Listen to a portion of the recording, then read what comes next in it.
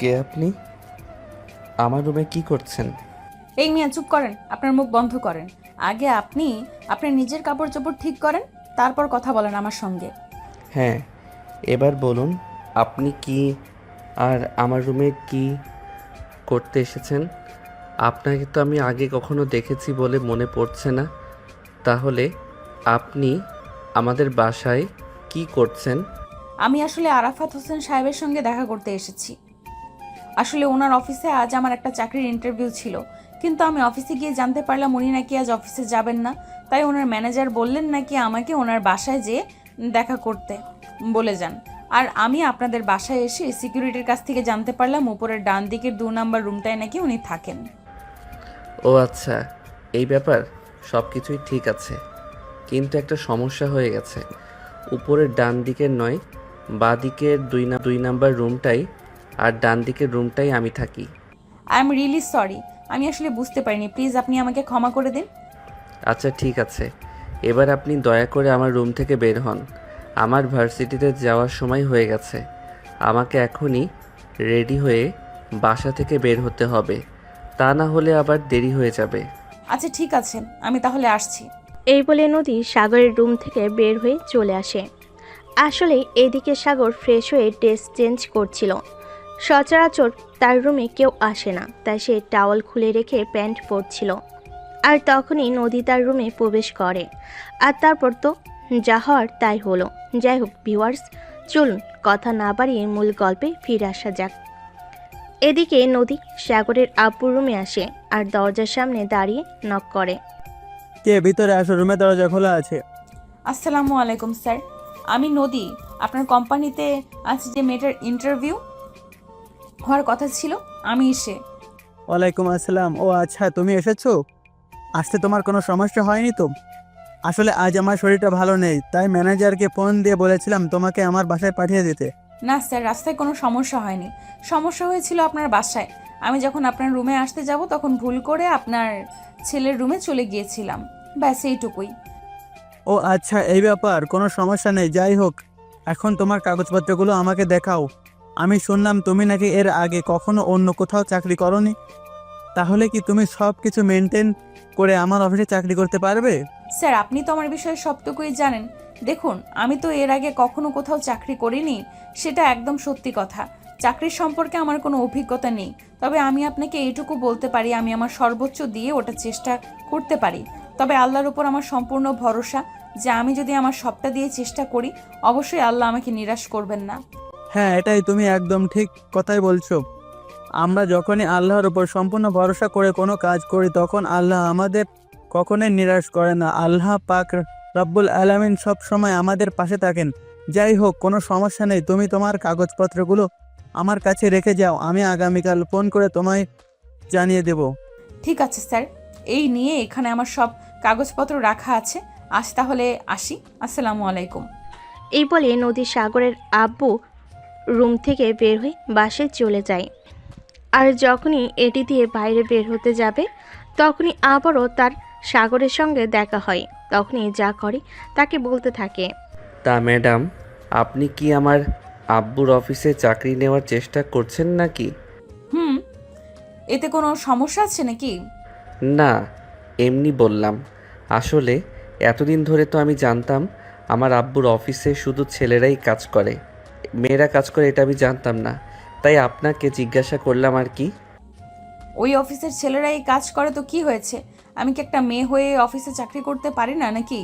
না, আসলে আমাদের অফিসে তো কোনো মেয়ে চাকরি করে না। এতগুলো পরিচয়ের মধ্যে আপনি একটা মেয়ে হয়ে চাকরি করতে আপনার কোনো সমস্যা হবে না? আই মিন, আপনার ভয় লাগবে না? ভয় লাগবে কেন? ভয় লাগার কি আছে? ওরা মানুষ, আমিও মানুষ। এমন তো না যে ওরা বাঘ ভাল্লুক আমাকে গিলে খেয়ে ফেলবে। তাই আমি ভয় লাগার তো কোনো কারণই খুঁজে পাচ্ছি না। তাহলে ভয় পাবো কেন? তাই নাকি? তাহলে তো আপনার কলিজা আছে বলতে হয়। দেখো, তোমাকে দেখে মনে হয় তুমি আমার থেকে বয়সে ছোটই হবে। তাছাড়া তুমি ভার্সিটিতে যাচ্ছ আর আমার পড়াশোনা শেষ, তাই তোমাকে তুমি করেই বলছি। তুমি কি কলিজা ছাড়া জন্ম নিয়েছো নাকি? না, ব্যাপারটা সেরকম না। আসলে অফিসে এতগুলো পুরুষ মানুষ একসঙ্গে কাজ করবে আর তার মধ্যে আপনি একলা একটা মেয়ে মানুষ, মানে আমি বলতে চাইছিলাম সেফটি ইজ ফার্স্ট। শোনো, আমাকে তুমি চেনো না, আর আমার সম্পর্কে তোমার কোনো আইডিয়া নেই, তাই তুমি এরকম কথা বলছো। তুমি যদি আমাকে ভালো করেই চিনতে জানতে, তাহলে এই কথাগুলো বলতেও না, আর দুঃস্বপ্নেও ভাবতে না। যাই হোক, আমার বাসায় যাওয়ার সময় হয়ে গেছে। আমার আম্মু অসুস্থ, তাই আমাকে তাড়াতাড়ি ফিরতে হবে। আজ আসি, অন্যদিন কথা হবে। বলে নদী সেখান থেকে সোজা নিজের বাড়িতে চলে আসলো। রুমে সেই দেখতে পেল তার আম্মু এখনও সকালের খাবার খায়নি। যে খাবারটা যেভাবে রেখে গিয়েছিল সেভাবেই রয়ে গেছে। তাই নদী তার আম্মুকে বলতে লাগলো, আম্মু, আমি সেই সকালবেলা তোমার খাবারটা তৈরি করে রেখে গিয়েছিলাম। তুমি খাবারটা খেয়ে ওষুধটা খেয়ে নিতে পারতে। এতক্ষণ হয়ে গেল, তুমি এখনো ওষুধ খাওনি কেন? আমার কিছু ভালো লাগে না, সারাদিন বাসায় একা একা ভালো লাগে। তুই এখানে ওখানে চাকরির জন্য দৌড়াচ্ছিস, বলছিস কি মা এভাবেই দৌড়াদৌড়ি না করে তুই বিয়েটা করে নে, তাহলে হয়তো আমি মরে গিয়েও শান্তিতে থাকতে পারবো। আম্মু, তোমাকে না বলছি এইসব ব্যাপারে একদম চিন্তা করবে না। আমি যতদিন একা থাকতে পারি ততদিন একাই থাকবো। তাছাড়া আমি আজ একটা কোম্পানিতে চাকরির জন্য ইন্টারভিউ দিয়ে এসেছি। আমার মনে হয় এইবার আমার চাকরিটা হয়ে যাবে, আর চাকরিটা হয়ে গেলে আমাদের কোনো সমস্যাই থাকবে না। তাই তোমার চিন্তা করার কোনো কারণ নেই। মারে, দিন শেষে তুই একটা মেয়ে, এভাবে আর কতদিন ঘোরাঘুরি করবি? বিয়েটা করে নে, এটা তোর জন্য ভালো হবে। তাছাড়া আমিও শান্তিতে থাকতে পারবো। দেখো আম্মু, এমন কোনো গ্যারান্টি নেই যে আমি বিয়ের পর ভালো করে সুখে থাকতে পারবো। তাই এসব চিন্তা করো না। যদি কপালে সুখ থাকে তাহলে আমি এইভাবেই সুখী হতে পারবো, আর যদি কপালে সুখ না থাকে তাহলে তো আর আমি কোনোভাবেই সুখী হতে পারবো না। তাই এসব চিন্তা করার কোনো দরকার নেই। যাই হোক, চলো, আমি তোমাকে খাবারটা খাইয়ে দিচ্ছি। এরপর ওষুধটা খেয়ে ঘুমিয়ে পড়ো। আমার একটু বাইরে বেরোতে হবে। সামনে তো রমজান চলে আসছে, রমজানের জন্য কিছু প্রয়োজনীয় বাজার করতে হবে। এই বলে নদী তার আম্মুকে খাবারটা খাইয়ে দিতে লাগলো। আর তার আম্মু ছোট বাচ্চার মতো খাবারটা খেয়ে নিল। খাবার খাওয়া শেষ হলে নদী তার আম্মুকে ওষুধ খাইয়ে দেয়। আর তারপর তার আম্মুকে ঘুম পাড়িয়ে দিয়ে একটা ব্যাগ আর কিছু টাকা নিয়ে বাজারের উদ্দেশ্যে বেরিয়ে পড়ে। সামনেই রমজান চলে আসছে। নদীর আম্মু অসুস্থ হলেও সবগুলো রোজা রাখার চেষ্টা করেন। আর এইদিকে নদী যখন থেকে বুঝতে শিখেছে তখন থেকে রোজা রাখে। সে কখনোই রোজা মিস করে না। আর রমজান মাসে তো সবাই একটু স্পেশাল কিছু করার চেষ্টা করে। তাই নদী তার হাতে থাকা কিছু টাকা নিয়ে বাজারে গিয়ে প্রয়োজনীয় মোটামুটি কিছু জিনিস কিনে নিয়ে আসে। রাতের বেলা নদী কাজকর্ম শেষ করে বিছানায় শুতে যাবে। তখনই হঠাৎ একটা নাম্বার থেকে ফোন আসে, কিন্তু নাম্বারটা অপরিচিত থাকায় নদী ফোনটা রিসিভ করতে চাইল না। কিন্তু ফোনটা বারবার বাজার জন্য প্রায় 10-12টা রিং হওয়ার পর নদী ফোনটা রিসিভ করে আর বলতে লাগলো, এই শালা, কি সমস্যা তোর? দেখতে পাচ্ছিস আমি ফোনটা রিসিভ করছি না, কিন্তু তারপরও ফোন দিচ্ছিস কেন?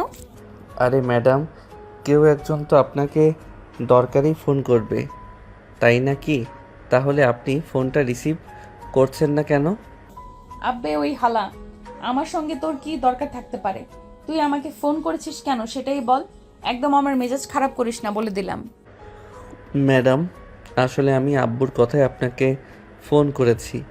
আপনি সকালবেলা আমাদের বাসায় এসেছিলেন, ও হ্যাঁ, চিনতে পেরেছি। বল, কি জন্য ফোন করেছিস? মনে আছে? আসলে আব্বু বলল আপনাকে ফোন করতে। আসলে আপু আপনার কাগজপত্রগুলো দেখছিল, আর তখন আমি আপুর সঙ্গে আব্বুর রুমে ছিলাম। আব্বু বলল আব্বু আপনাকে আব্বুর অফিসে চাকরিটা দেবে, তাই আপনাকে ফোন করে জানিয়ে দিতে। থ্যাঙ্কস আল্লাহ, অবশেষে চাকরিটা হতে চললো। এবারে একটু নিশ্চিন্ত হতে পারবো। যাই হোক, আব্বু বলল আপনাকে কাল থেকে অফিসে জয়েন করতে হবে। প্লিজ সময় মতো অফিসে চলে আসবেন। রাখি তাহলে, আল্লাহ হাফেজ। এই বলে নদীকে কথা বলার কোনো সুযোগ না দিয়ে সাগর ফোনটা কেটে দেয়। আর নদীও তখন দ্বিতীয়বার ফোন করার চেষ্টা না করে ফোন রেখে ঘুমিয়ে পড়ে। পরের দিন সকালবেলা খুব তাড়াতাড়ি ঘুম থেকে উঠে এবং সব কিছু গুছিয়ে রেখে অফিসের উদ্দেশ্যে রওনা দেয়। অফিসে পৌঁছাতে তারপরও প্রায় 5 মিনিটের মতো লেট হয়ে গেল। অফিস এসে সোজা এমডি স্যারের কেবিনে চলে গেল। গুড মর্নিং স্যার, আসবো? হ্যাঁ, ভেতরে এসো। তোমার তো দেখছি প্রথম দিনেই লেট হয়ে গেল। আমার অফিসে কিন্তু একদম লেট করা চলবে না, এগুলো আমি পছন্দ করি না। আমি সরি স্যার, আসলে ঘুম থেকে উঠতে একটু লেট হয়ে গেছিল। তাছাড়া আমার বাড়িতে সমস্ত কাজ আমাকে একা হাতেই করতে হয়, তাই সব কিছু সামলে রেখে আসতে একটু লেট হয়ে গেল। কিন্তু কোনো চিন্তা নেই, আগামীকাল থেকে আর কখনো দেরি হবে না, আমি সময় মতোই চলে আসব। ও আচ্ছা, এই ব্যাপার, ঠিক আছে, কোনো সমস্যা নেই। একটা কাজ কর, এখানে কিছু ফাইল টাকা আছে, এগুলো নিয়ে তুমি তোমার কেবিনে চলে যাও। ম্যানেজার তোমাকে সব কিছুই বুঝিয়ে দেবে, আশা করি তোমার কোনো সমস্যা হবে না। ঠিক আছে স্যার, কোনো সমস্যা নেই। এই বলে নদী এমডি স্যারের কেবিন থেকে বের হয়ে চলে আসে। আর এদিকে ম্যানেজার নদীকে তার কেবিন দেখিয়ে দিল এবং সমস্ত কাজ বুঝিয়ে দিল। সব কিছু বুঝে নিয়ে নদী তার কাজ শুরু করে দেয়। আর তারপর কাজ করতে করতে এভাবে দেখতে দেখতে 2 দিন সময় চলে গেল। আগামীকাল থেকে রোজা শুরু হবে, তাই আজ একটু সকাল সকাল অফিস ছুটি দিয়ে দিয়েছে। অপরদিকে সাগর ভার্সিটি থেকে বের হয়ে তার এক বন্ধুর সঙ্গে সিগারেট খেতে খেতে নদীর পাড়ে হাঁটছিল। তখনই নদী সেদিক দিয়ে যাচ্ছিল।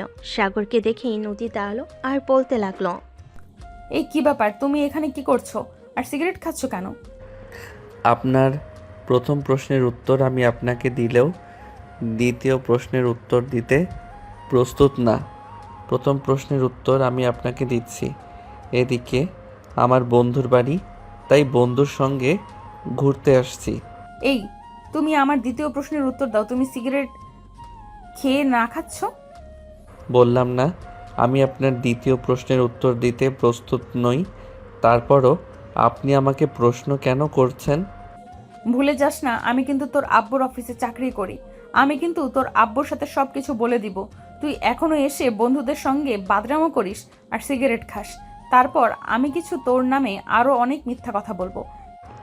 আমার নামে মিথ্যা কথা বলি আপনার কী লাভ? আমি তো সেটাই বুঝতে পারছি না। তাছাড়া আপনি আমার বাবার অফিসে চাকরি করেন, ব্যাস এইটুকুই আপনার সঙ্গে আমার পরিচয়। তাহলে আপনি আমার সঙ্গে শত্রুতা কেন করতে চাইছেন? কারণ তুই সবেমাত্র ভার্সিটিতে পড়াশোনা করছিস, এই সময় তোর মাথায় কোনো টেনশন থাকার কথা নেই। ছেলেরা তো তখন সিগারেট খায় যখন মাথায় টেনশন থাকে, তাহলে তুই কেন সিগারেট খাচ্ছিস? প্রেমের ছ্যাঁকা খেয়ে ব্যাকা হয়ে গেছিস নাকি? ম্যাডাম, আপনি আমাকে হাসালেন। আমি সিগারেট কেন খেতে যাব? তাছাড়া আমার বন্ধুরা সবাই সিগারেট খায়, ওদের সঙ্গে সঙ্গে আমিও সিগারেট খাওয়া শিখে গেছি, তাই আর কি, এছাড়া কোনো ব্যাপার নয়। আচ্ছা ঠিক আছে, তাহলে আমি তোকে লাস্ট বারের মতো বলে দিচ্ছি, আজকের পর থেকে কখনোই সিগারেট খাবি না। বন্ধুরা খায় বলে কি হয়েছে, তোকেও খেতে হবে? এটা কোন হাদিসে লেখা আছে? ওই ম্যাডাম দেখুন, আপনি আমার বাবার অফিসে চাকরি করেন, সেই পর্যন্ত সীমাবদ্ধ থাকেন। আপনি আমার পার্সোনাল বিষয়ে নাক গলাতে আসবেন না একদম। এগুলো আমার একদমই পছন্দ নয়। আশা করি আপনি বুঝতে পেরেছেন আমি আপনাকে কি বলতে চাই। এই বলে সাগর তার বন্ধুকে নিয়ে সেখান থেকে চলে আসে। তখনই সাগরের বন্ধু সাগরকে বলতে থাকে, কি ব্যাপার দোষ, নদী আপু কি তুই চিনিস নাকি? হ্যাঁ, এই তো কয়েকদিন হলো সে আমার আব্বুর অফিসে চাকরি নিয়েছে, সেই থেকেই পরিচয়। ও আচ্ছা, এ ব্যাপার। আমি তো ভেবেছিলাম অন্য কিছু নাকি। যাই হোক, চল বাসায় যাও যাক। কাল থেকে তো রমজান শুরু হতে চলেছে, তাই আম্মু বলেছিল তোকে নিয়ে বাসায় যেতে। আম্মু নাকি তোর জন্য কী সব পিঠা বানাবে। হ্যাঁ, তাই চলে। আচ্ছা দোস্ত, তুই কি এই মেয়েটার ব্যাপারে কোনো কিছু জানিস নাকি? তুই কোন ব্যাপারে কথা বলতে চাইছিস আমি সেটাই বুঝতে পারছি না। নদী আপু আমাদের পাড়াতেই থাকে, ছোট্ট একটা বাড়িতে। ওর বাবা বেঁচে নেই, তার মা অসুস্থ। ও আচ্ছা, এই ব্যাপার। তুই আমাকে একটু আড়াল থেকে ওদের বাড়িটা দেখিয়ে দিতে পারবি? কিন্তু কেন দোষ, এর পিছনে কি কোনো নির্দিষ্ট কারণ আছে নাকি? আমি তো সেটাই বুঝতে পারছি না। বল না কি হয়েছে। আরে ভাই, এখনও সেরকম কোনো ঘটনা ঘটেনি। যেরকম কোনো ঘটনা ঘটলে অবশ্যই তুই জানতে পারবি। যাই হোক, চল আমাকে ওদের বাড়িটা দেখাবি। রাত সাগরকে নিয়ে সেখান থেকে হাঁটা দেয়। আর এদিকে কিছুক্ষণের মধ্যেই তারা নদীর পাড়ের সামনে চলে আসে। ছোট্ট একটা বাড়ি, ভিতরে মনে হয় 2টো রুম হবে। জরাজীর্ণ, একদম ভেঙে চুরে পড়ে যাবে এরকম মনে হয়। তখনই সাগর তার বন্ধুকে বলতে থাকে, দোস্ত, বাড়িটার অবস্থা তো একদমই খারাপ মনে হয়। আচ্ছা, ওদের আর্থিক অবস্থা কেমন? মানে ওরা কিভাবে নিজেদের ভরণ পোষণ চালায়? সেসব ব্যাপারে তো আমি শিওর হয়ে কোনো কিছু বলতে পারবো না, তবে এতটুকু জানি নদী আপু টিউশনি করিয়ে নিজেদের খরচ চালায়। তবে আরেকটা অবাক করার মতো বিষয় হলো তারা কখনোই কোনো ব্যাপারে কারো কাছ থেকে কোনো কিছু ধার নেয় না। নদী আপু পরিশ্রম করে যতটুকু টাকা উপার্জন করতে পারে ততটুকু দিয়েই নিজেদের খরচ চালাতে চায়। তখন সাগর কিছুক্ষণ চুপ করে থেকে কিছু একটা চিন্তা ভাবনা করলো। তারপর রাজকে বলতে লাগলো, দোস্ত, তোর থেকে আমার একটা হেল্প চাইতে কি আমাকে হেল্প করতে পারবি? আমি তোকে আবার কি হেল্প করব? আমি নদী এবং তার ফ্যামিলিকে একটু সহযোগিতা করতে চাই। এ ব্যাপারে তোর একটু সাহায্য চাই। আমি যে তাদেরকে সাহায্য করছি এটা যেন কারো কোনোভাবেই না জানতে পারে। এটা করে কোনো লাভ হবে না, কারণ নদী আপু কারো ব্যাপারে কোনো কিছু না জেনে কারো কাছ থেকে কোনো কিছু নেন না। এটা তো আমি তাকে আগেই বলে দিয়েছি। সে কোনোভাবেই কারো কাছ থেকে কোনো কিছু নিতে চায় না, কারো কাছে ঋণগ্রস্ত হতে চায় না। প্লিজ দোস্ত, তুই একটাবার চেষ্টা করে দেখ, অন্তত কিছুটা হলেও সাহায্য করতে চাই। আসলে একটা মেয়ে মানুষ হয়ে এই যুগে বসবাস করে সংসার চালানো খুবই কষ্টকর ব্যাপার। আমি এটা ফিল করতে পারি। তাছাড়া সে আমার বাবার অবশ্যই চাকরি নিয়েছে বলে, কিন্তু তার বেতন অতটাও ভালো নয়। তাই আমি বলছিলাম এই ব্যাপারে আমি তোর সাহায্য চাই। আমি নদীকে একটু আর্থিক সহযোগিতা করতে চাই। আরে ভাই, বললাম তো এটা কোনোভাবে সম্ভব নয়। নদী আপু কোনো কিছু না জেনে তার থেকে সহযোগিতা নেবে না। আমি নদী আপুকে খুব ভালো করে চিনি, এবারে রয়েছে সেই ছোটোবেলা থেকে। তাছাড়া আমি একটা জিনিস কোনোভাবেই বুঝতে পারছি না, তুই কেন নদী আপুকে সহযোগিতা করতে চাইছিস? নদী আপু তো তোর খুব কাছের কেউ নয়। আচ্ছা ঠিক আছে, ওইসব বাদ দে। আমরা আর এখন ওসব ব্যাপারে কোনো কথা না বলে যাই হোক। দোস্ত চল, সামনে একটা চায়ের দোকান দেখা যাচ্ছে, ওখানে গিয়ে বসে কিছুক্ষণ আড্ডা দেই। এই বলে সাগর আর রাজ দুজনে সেখান থেকে হেঁটে হেঁটে চায়ের দোকানের সামনে চলে আসে আর সেখানে বসে চা আর সিগারেট খেতে থাকে। তখনই নদী ওই দোকানে আসে এক প্যাকেট রুটি নেওয়ার জন্য। আর সাগরকে এইখানে এই অবস্থায় দেখতে পেয়ে নদী বলতে থাকে, কি ব্যাপার, তুমি এখানে বসে সিগারেট খাচ্ছ? তোমার সাহস তো কম না, আমার বাড়ির সামনের দোকানে বসে তুমি সিগারেট খাও? আপনার তো সমস্যা হওয়ার কথা নয় আপনার বাড়ির সামনে, তবে আপনার বাড়ির ভিতরে নাই। তাহলে আপনার কি সমস্যা বলেন তো আমাকে শুনি। আমার কোনো সমস্যা নেই, তবে তোমার ভীষণ সমস্যা হতে পারে, সেটা তুমি আজ বাড়িতে গেলেই বুঝতে পারবে। যাই হোক, আমি এখন আসি। এই বলে নদী সেখান থেকে চলে গেল। আর এ থেকে সাগর রাজের কাছ থেকে বিদায় নিয়ে বাসে চলে আসে। রাত 8টার দিকে তার আব্বু বাসে এসে তাকে ড্রয়িং রুমে দেখে নাই। আর তখনই ঘটে তুলকালাম কাণ্ড। তোমার সাহস দেখে আমি অবাক না হয়ে পড়ছি না। তুমি এখনই সিগারেট খাও? এত বড় সাহস তুমি কোথায় পেলে?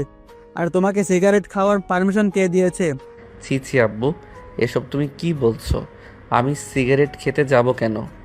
দেখো, একদম মিথ্যা কথা বলার চেষ্টাও করবে না। যে আমাকে বলেছে সে সব কিছু জেনে শুনেই আমাকে বলেছে। আর এই দেখো, আমার কাছে এটা একটা ভিডিও ক্লিপ রয়েছে যেখানে স্পষ্ট দেখা যাচ্ছে তুমি চায়ের দোকানে বসে বসে চা আর সিগারেট খাচ্ছ। তাহলে তুমি আমার সঙ্গে মিথ্যা কথা বলো কেন? হায় আল্লাহ, এবার তো আমি পুরা দমে ধরা পড়ে গেলাম। এখন আমি কি করব? আমি তো সেটাই বুঝতে পারছি না। আব্বু, তুমি প্লিজ বিশ্বাস করো, ওটা আমি না। তুমি একটু ভালোভাবে দেখলে বুঝতে পারবে। দেখো, একদম মিথ্যা বলার চেষ্টা করবে না। আমি খুবই ভালোভাবে এটা দেখেছি, আর আমি একবার নয় বেশ কয়েকবার দেখেছি, আর দেখে ভালোভাবে বুঝে তারপরেই তোমাকে এখানে ডেকে এনেছি। তাহলে তুমি মিথ্যা কথা বলো কেন? সাগর খুব ভালোভাবেই বুঝতে পারছে এখন আর মিথ্যা কথা বলে কোনো লাভ হবে না, কারণ নদী সাগরের আব্বুকে এই ভিডিও ক্লিপ পাঠিয়েছে। তাই যেভাবে হোক এই বিষয়টাকে একটু সামাল দিতেই হবে। তাই সাগর বেশ কিছুক্ষণ চিন্তা ভাবনা করে তার আব্বুকে বলে, আই এম সরি আব্বু, আমার ভুল হয়ে গেছে। আসলে বন্ধুদের সঙ্গে আড্ডা দিতে গিয়ে একটু সিগারেট খেয়ে ফেলেছি। প্লিজ তুমি আমাকে এবারের মতো ক্ষমা করে দাও। আমি আর কখনোই এরকম করব না। এই লাস্টবারের মতো তুমি আমাকে ক্ষমা করে দাও। এই তো লাইনে এসেছো, তুমি সিগারেট খেয়েছো, বেশ ভালোই কথা। কিন্তু সেটা তুমি আমার কাছে অস্বীকার করছো কেন? তুমি খুব ভালো করে জানো মিথ্যা কথা বলা আমার একদমই পছন্দ নয়, তাহলে তুমি আমার কাছে মিথ্যা কথা বললে কেন? সরি আব্বু, আই এম রিয়েলি সরি। আমি আর কখনোই তোমার কাছে মিথ্যা কথা বলবো না। প্লিজ প্লিজ এই লাস্টবারের মতো ক্ষমা করে দাও।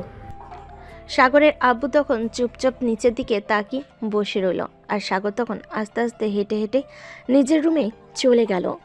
কারণ সে খুব ভালো করে জানে এখানে দাঁড়িয়ে থাকলে তাকে হাজারটা কথা শুনতে হবে, তাই এখানে দাঁড়িয়ে কথা শোনার চাইতে রুমে যাওয়া অনেক ভালো। অপরদিকে পরের দিন সকালে ঠিক সময় নদী অফিসে চলে যায়। আসসালামু আলাইকুম স্যার। ওয়ালাইকুম আসসালাম। একদম ঠিক সময় চলে এসো। যাই হোক, আজকের পর থেকে কখনো আর লেট করবে না, সময় মতো কিন্তু অফিসে চলে আসবে, কারণ আমি সময় সম্পর্কে খুবই সচেতন। সময়ের অপব্যয় করা আমি একদম পছন্দ করি না। যাই হোক, আজ তোমাকে আমার সঙ্গে এক জায়গায় যেতে হবে। ঠিক আছে স্যার, কোনো সমস্যা নেই, চলুন। এই বলে নদী আর সাগরের আব্বু দুজনেই অফিস থেকে বের হয়ে আসে। নদীকে নিয়ে সাগরের আব্বু বিশাল একটা হোটেলে চলে আসে। এটা দেখে নদীর মনে একটু সংকোচ বোধ হয়, তাই সে সাগরের আব্বুকে জিজ্ঞেস করে। Sir, if you don't mind, may I ask you a question? হ্যাঁ, অবশ্যই, বলো না তুমি কি বলবে। না মানে স্যার, আমি আসলে এটাই জানতে চাইছিলাম যে আমরা এখানে কেন এসেছি। আসলে আমেরিকান এক ক্লায়েন্টের সঙ্গে এখানে আমাদের একটা মিটিং ফিক্সড করা হয়েছে। ওরা চলে এসেছে 5 মিনিট আগেই, আমাদের জন্য অপেক্ষা করেছে। আমরা এখন ওদের সঙ্গে মিটিং করব। ও আচ্ছা, এই ব্যাপার। ঠিক আছে স্যার, কোনো সমস্যা নেই। দেখো, আমি খুব ভালোভাবে বুঝতে পারছি তোমার মনে একটা সন্দেহ এসেছিল। দেখো, তুমি আমার মেয়ের বয়সী আর আমি তোমার বাবার বয়সী। তুমি আমাকে সব সময় বাবার চোখেই দেখো। আশা করি আমি তোমার বিশ্বাসের মর্যাদা রাখতে পারবো। হ্যাঁ স্যার, অবশ্যই।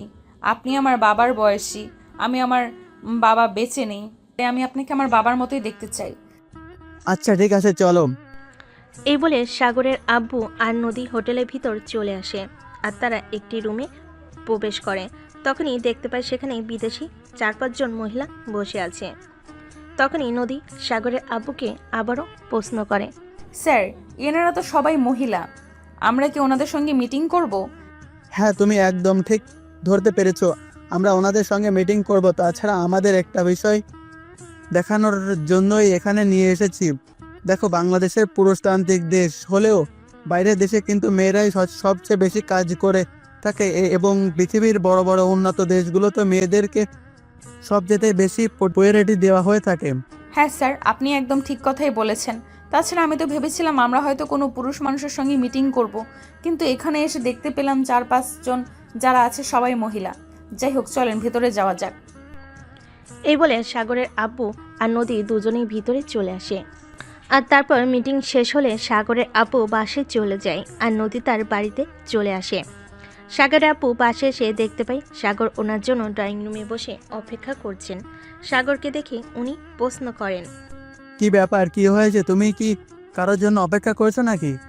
হ্যাঁ, না মানে আসলে আমি তোমার জন্য অপেক্ষা করছিলাম।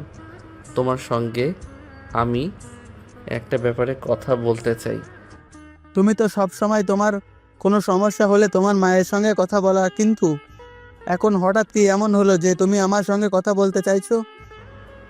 না মানে আসলে আব্বু আম্মুর সঙ্গে কথা বলে যদি বিষয়টা মেটানো যেত তাহলে আমি আম্মুর সঙ্গে কথা বলতাম, কিন্তু এখন আমার মনে হচ্ছে বিষয়টা নিয়ে তোমার সঙ্গে কথা বলা উচিত, তাই তোমার জন্য ওয়েট করছিলাম।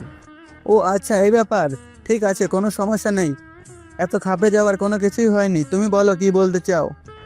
আসলে আব্বু, তোমার কাছে বিষয়টা কিভাবে বলবো আমি সেটাই ভেবে পাচ্ছি না।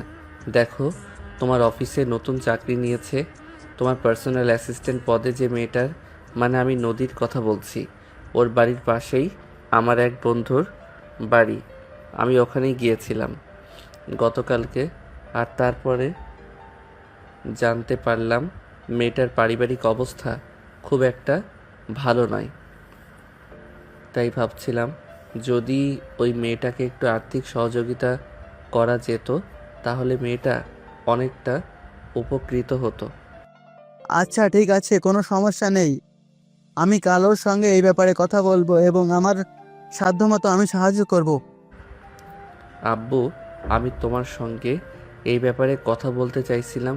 আসলে ওই মেয়েটার ব্যাপারে আমি সব কিছু খোঁজখবর নিয়ে জেনেছি। সে কখনোই কারো কাছ থেকে কোনো সহযোগিতা নিতে চায় না। সে নিজের সাধ্যমতো চলাফেরা করতে চায়, তাই তার জন্য জীবনটা আরও বেশি কষ্টের। তাই আমি তোমাকে এটাই বলতে চাইছিলাম, তুমি ওর সঙ্গে কোনো কথা না বলেই যদি ওকে কোনো সাহায্য করতে পারতে তাহলে খুব বেশি ভালো হতো। আচ্ছা ঠিক আছে, কোনো সমস্যা নেই, তুমি কোনো চিন্তা করো না, আমি বিষয়টা দেখছি। আর এটা তো তুমি খুবই ভালো করেই জানো, তখন আমি তাদেরকে আমার যতটুকু সমর্থ ঠিক ততটুকুই সহযোগিতা করার চেষ্টা করি। হ্যাঁ আব্বু, আমি তোমার সম্পর্কে জানি বলেই তোমাকে বলছি। যাই হোক আব্বু, আমি তাহলে আসি। Thank you so much.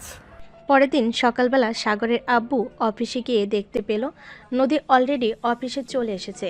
তখনই উনি নদীকে নিজের কেবিনে ডেকে নিলেন আর বললেন, নদী, আজ থেকে তো সেহেরি খেতে হবে এবং আগামীকাল থেকে রোজা শুরু হতে চলেছে, তাই আমি তোমাকে একটা কথা বলতে চাই। হ্যাঁ স্যার। আমি যেভাবে হোক জানতে পেরেছি তোমার পারিবারিক আর্থিক অবস্থা খুবই শোচনীয়, তাই আমি সিদ্ধান্ত নিয়েছি ঈদের বোনাসটা আমি তোমাকে অগ্রিম দিব। মানে আজকে আমি তোমাকে ঈদ বোনাসটা দিয়ে দিব এবং সেটা দিয়েই তুমি তোমার প্রয়োজনীয় জিনিসপত্রগুলো কিনে নিও। সত্যি বলছেন স্যার? তাহলে আমার অনেক উপকার হতো। আসলে আমার আম্মু তো খুবই অসুস্থ, ওনার প্রতিদিন 200 টাকার ওষুধ লাগে, যেটা আমার জোগাড় করতে খুব কষ্ট হয়ে গেছে।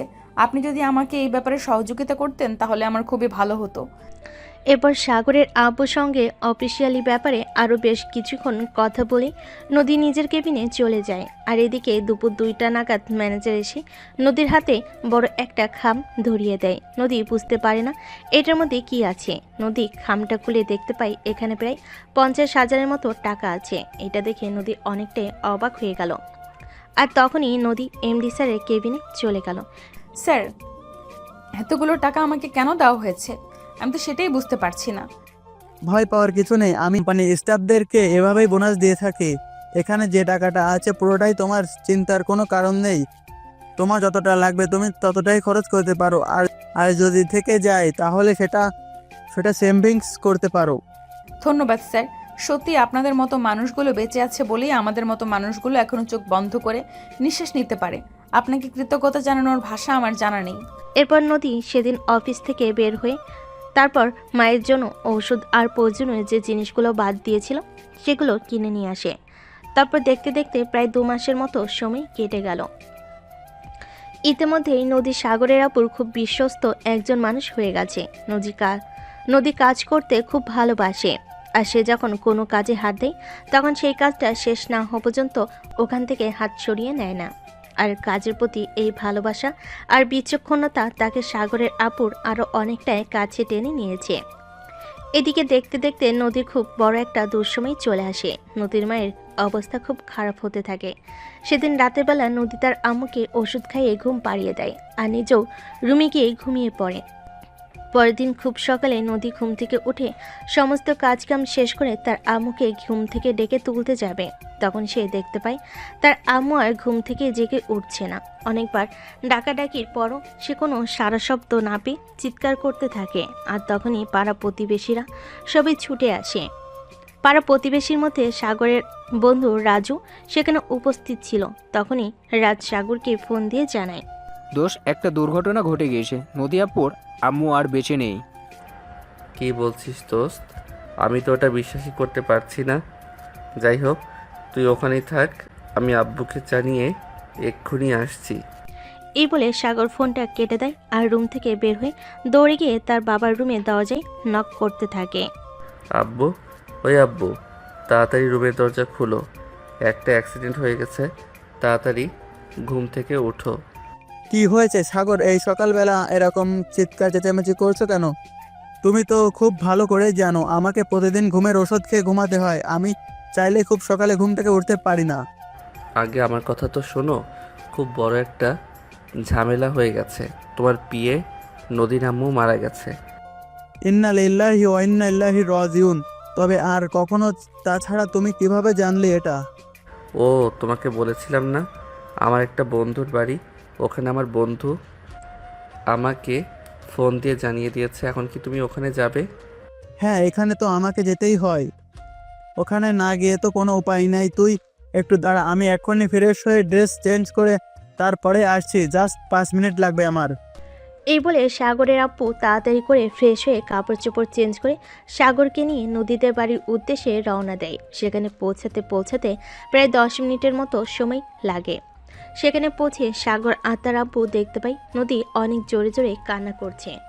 সে যেন নিজের আবেগ কোনোভাবেই আর কন্ট্রোল করতে পারছে না। পৃথিবীতে তার আপনজন বলতে তার একমাত্র মাই বেঁচে ছিলেন। এখন তিনি নদীকে এতিম করে দিয়ে পৃথিবী ছেড়ে চলে গেলেন। এখন নদী কোথায় যাবে, কার কাছে থাকবে, তার তো কোনো আর আপনজন বলতে কেউ রইল না। তাই নদী এভাবে কান্না করছে।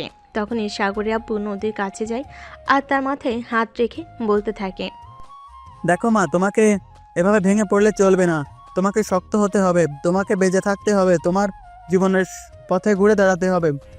আল্লাহ উত্তম ফয়সালাকারী, আল্লাহ তাআলা যেটা ভালোই লাগে তিনি সেটাই আমাদের কাছ থেকে কেড়ে নেন, তাই ওনার সিদ্ধান্তের উপর অসন্তুষ্ট হওয়া চলবে না। আল্লাহ উত্তম পরিকল্পনাকারী। স্যার, আমি কি নিয়ে বেঁচে থাকবো? আমার বেঁচে থাকার শেষ সম্বল ছিল আমার আম্মু। এখন আমি কার কাছে আমার মনের কষ্টগুলো বলবো? দিন শেষে কাকে মা বলে ডাক দেব? দিন শেষে কোথায় আমি আমার শান্তির নীড় খুঁজে নেব? তোমার চিন্তা করার কিছুই নেই মা, তোমাকে তো বলেছিলাম তুমি আমার মেয়ের মতোই, আর তুমি আমাকে নিজের বাবার মতো মনে করতে পারো। আজ থেকে তোমার মা বেঁচে নেই, কি হয়েছে, আমি তো আছি, তুমি আমার কাছেই থাকবে। দিন শেষে তুমি তোমার সমস্ত কষ্টের কথা তুমি আমার কাছে বলবে, এবং আজ থেকে তোমার সব কিছুর দায়িত্ব একজন বাবা হিসেবে আমি নিয়ে নিলাম। এরপর নদীর আম্মুর দাফন কাফনের কাজ শেষ হলো। আর 3 দিন পর তাদের বাড়িতে ছোট্ট একটা মিলাদ মাহফিলের আয়োজন করা হয়। মিলাদ মাহফিল শেষ হলে সাগরের আব্বু নদীর কাছে যায় আর নদীকে বলে, আজ থেকে তোমাকে আর এখানে থাকতে হবে না, তুমি আমার সঙ্গে চলো, তুমি আমার সঙ্গে আমাদের বাড়িতে থাকবে। আমি তোমাকে আমার সঙ্গে আমার কাছে রাখতে চাই। দেখুন স্যার, এটা বললে হয় না। এই যুগের মানুষ সব সম্পর্কের মানে খুঁজে বেড়ায়। আমি একটা যুবতী মেয়ে, আমি আপনার বাড়িতে কি পরিচয় নিয়ে থাকবো? দেখো, সমাজের কথার পরেও তুমি বাবা মাহীন একটা এতিম মেয়ে, তোমার দায়িত্ব নেওয়া আমার কর্তব্য। তারপরেও যদি তোমার সম্পর্কের নাম দিতে হয় তাহলে বলো তুমি কি নাম দিতে চাও, তুমি যা চাইবে আমি তোমাকে তাই দিব। না স্যার, আমার কারোর কাছে কোনো কিছু চাওয়ার নেই। জীবন আমার কাছে থেকে আমার সব কিছু কেড়ে নিয়েছে। এখন যদি আমি কোনো কিছু নিজের করে পেতে চাই তাহলে হয়তো সেটাও আমাকে ছেড়ে চলে যাবে। তাই আমি আর নতুন কোনো সম্পর্কের নাম দিতে চাই না। প্লিজ, আশা করি আপনি আমাকে আর এই ব্যাপারে কোনো কথা বলবেন না। কিন্তু আমি তোমাকে এখানে এভাবে ফেলে রেখে চলে যেতে পারি না। আমি যখন তোমাকে বলেছি আমি তোমাকে আমার সঙ্গে আমাদের বাড়িতে নিয়ে যাব এবং আমার মেয়ে হিসেবে নিয়ে যাব, তাই আমি আমার কথা রাখবই। আমি তোমাকে এখান থেকে নিয়ে যাব। বলো তুমি কি নাম চাও এই সম্পর্কে, তুমি যে এই নামটা চাও আমি সেটাই দেব। আমি তো বললাম আমার কোনো সম্পর্কের প্রয়োজন নেই। যে সম্পর্ক আমার কাছ থেকে আমার সব কিছু কেড়ে নিয়েছে, আমি আর কিছু চাই না। ঠিক আছে, তুমি তো অন্য কোনো পরিচয় আমার বাড়িতে যেতে পারবে না, তাই আমি ঠিক করেছি আমার তো একটাই ছেলে আছে, আমি তোমাকে আমার ছেলের বউ হিসেবে আমার বাড়িতে নিয়ে যেতে চাই। স্যার, এইসব আপনি কি বলছেন? আপনার মাথা ঠিক আছে তো? আমার মাথা একদমই ঠিক আছে, আমি যা বলছি চিন্তা ভাবনা করেই বলেছি। আমি তোমাকে আমার বাড়ির বউ বানিয়ে নিয়ে যেতে চাই। এটা সম্ভব নয়। প্রথমত, কোথায় আপনারা আর কোথায় আমি? দ্বিতীয়ত, আপনার ছেলের চাইতে বয়সে বড়। তৃতীয়ত, আমি আপনার অফিসের সাধারণ একজন পিএ মাত্র। দেখো, কেউ সাধারণ হয় না, আর কেউই খুব অসাধারণ কিছু নয়। শুধু সমস্যাটা হয় তাদের মন মানসিকতার। আমরা যদি আমাদের মন মানসিকতা দিয়ে সব কিছুই বিবেচনা করি তাহলে সব ঠিক হয়ে যায়, আর কোনো ঝামেলাই থাকে না। আমি এখানেই ঠিক আছি, আমি কোথাও যাব না। আমার জন্য প্লিজ এত চিন্তা করতে হবে না। তার মানে কি আমি একটা ভেবে নেব তুমি যে আমাকে মুখে বললেও অন্তর থেকে নিজের বাবা হিসেবে মেনে নিতে পারোনি? না, এরকমটা কেন হবে? আপনাকে আমি আমার নিজের বাবার মতোই মনে করি, কিন্তু আপনি যেটা বলছেন সেটা মেনে নেওয়া আমার পক্ষে সম্ভব নয়। কারণ আমি ছোটবেলা থেকেই দেখে এসেছি টিস্যু সবার প্রয়োজনেই ব্যবহৃত হয়, আর প্রয়োজন ফুরিয়ে গেলে ছুঁড়ে ফেলে দেওয়া হয়।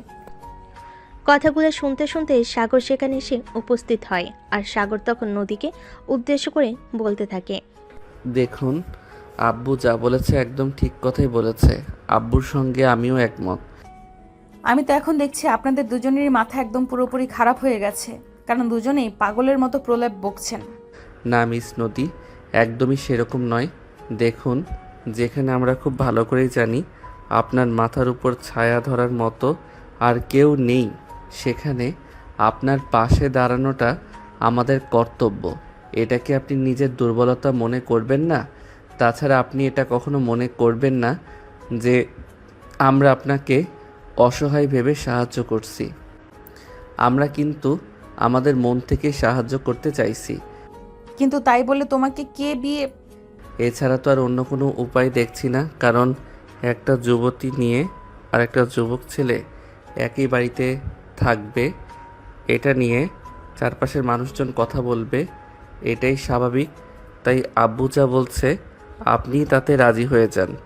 দেখুন, আপনি আমার চাইতে পয়সা বড়, সেটা যদি আমার সমস্যা না হয় তাহলে আপনার তো কোনো সমস্যা হওয়ার কথা নেই। তাহলে আপনি কেন এরকম করছেন? ঠিক আছে, আপনারা যেটা ভালো মনে করেন। এরপর সাগরের আব্বু নদী আর সাগরকে নিয়ে বাড়িতে চলে আসে। সাগরের আম্মু নদীকে তাদের বাড়িতে দেখে একটু অবাক হয়ে সাগরের আব্বুকে প্রশ্ন করে। কি ব্যাপার নদী, আমাদের বাড়িতে বেড়াতে এসেছে নাকি? না, আসলে ব্যাপারটা সেরকম নয়। না, আমি জানি না। আমার কথাটা শোনার পর এখন তুমি কি ভাববে সেটা তোমার ব্যাপার, কিন্তু যেটা আমি সিদ্ধান্ত নিয়ে ফেলেছি সেখান থেকে আমি কখনোই ফিরে আসতে পারবো না। মানে তুমি কি বলতে চাইছো? আসলে নদীকে আমি আর তোমার ছেলে দুজনেই মিলে সারা জীবনের জন্য এখানে নিয়ে এসেছি। নদী সারা জীবন এখানেই থাকবে। আমি তো কিছুই বুঝতে পারছি না, প্লিজ একটু খোলসা করে বলো। দেখো, আমার ঘোলাটে করে কথা বলা একদম পছন্দ লাগে না।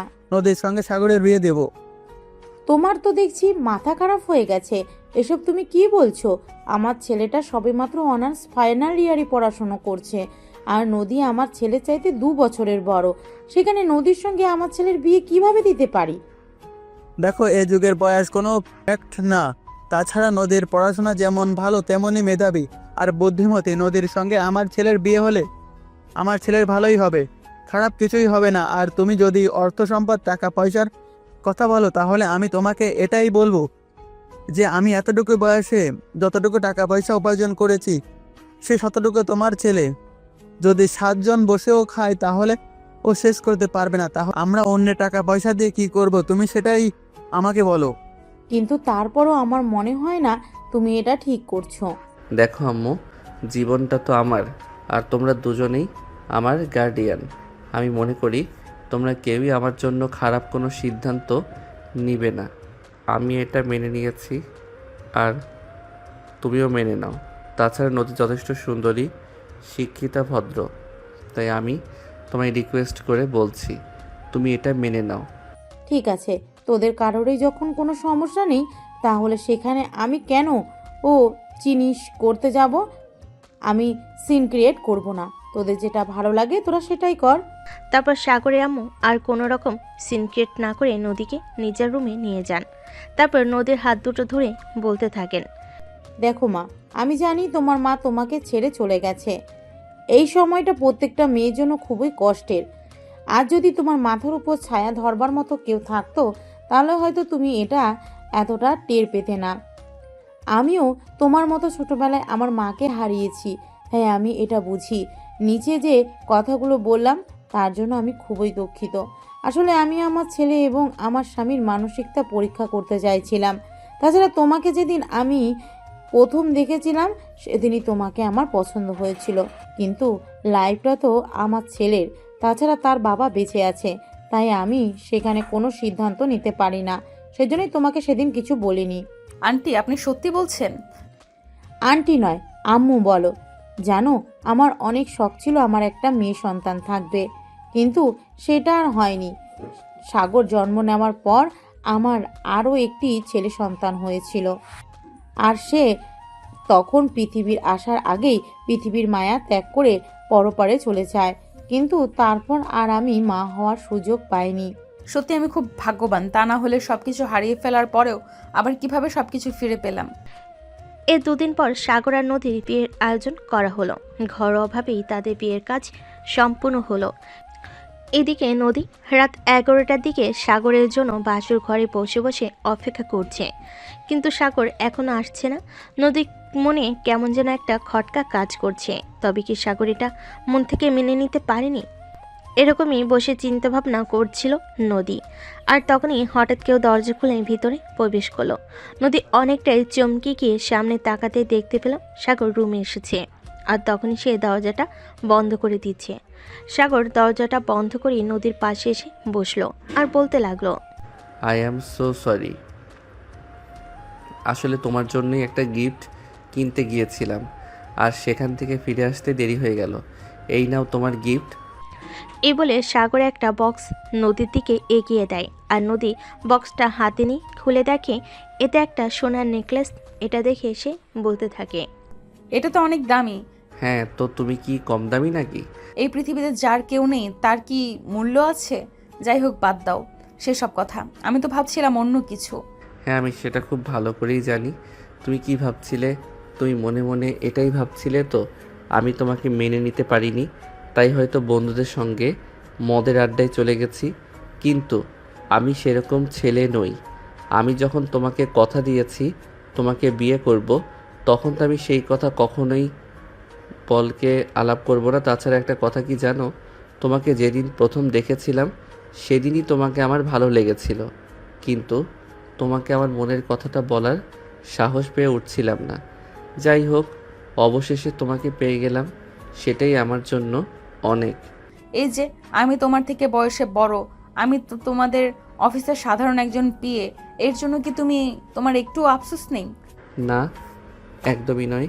আফসোস কেন থাকতে যাবে? আফসোস করার কি আছে? ভালোবাসার জায়গায় ভালোবাসা, ভালোবাসার জায়গায় অন্য কিছু ম্যাটার করে না। আশা করি তুমি বুঝতে পেরেছো। এই কথা শুনে নদীর চোখে পানি এসে গেল। তারপর অন্যদিকে ফিরে নিজের চোখের পানি লুকিয়ে রাখলো, কারণ আজ একটা শুভ দিন।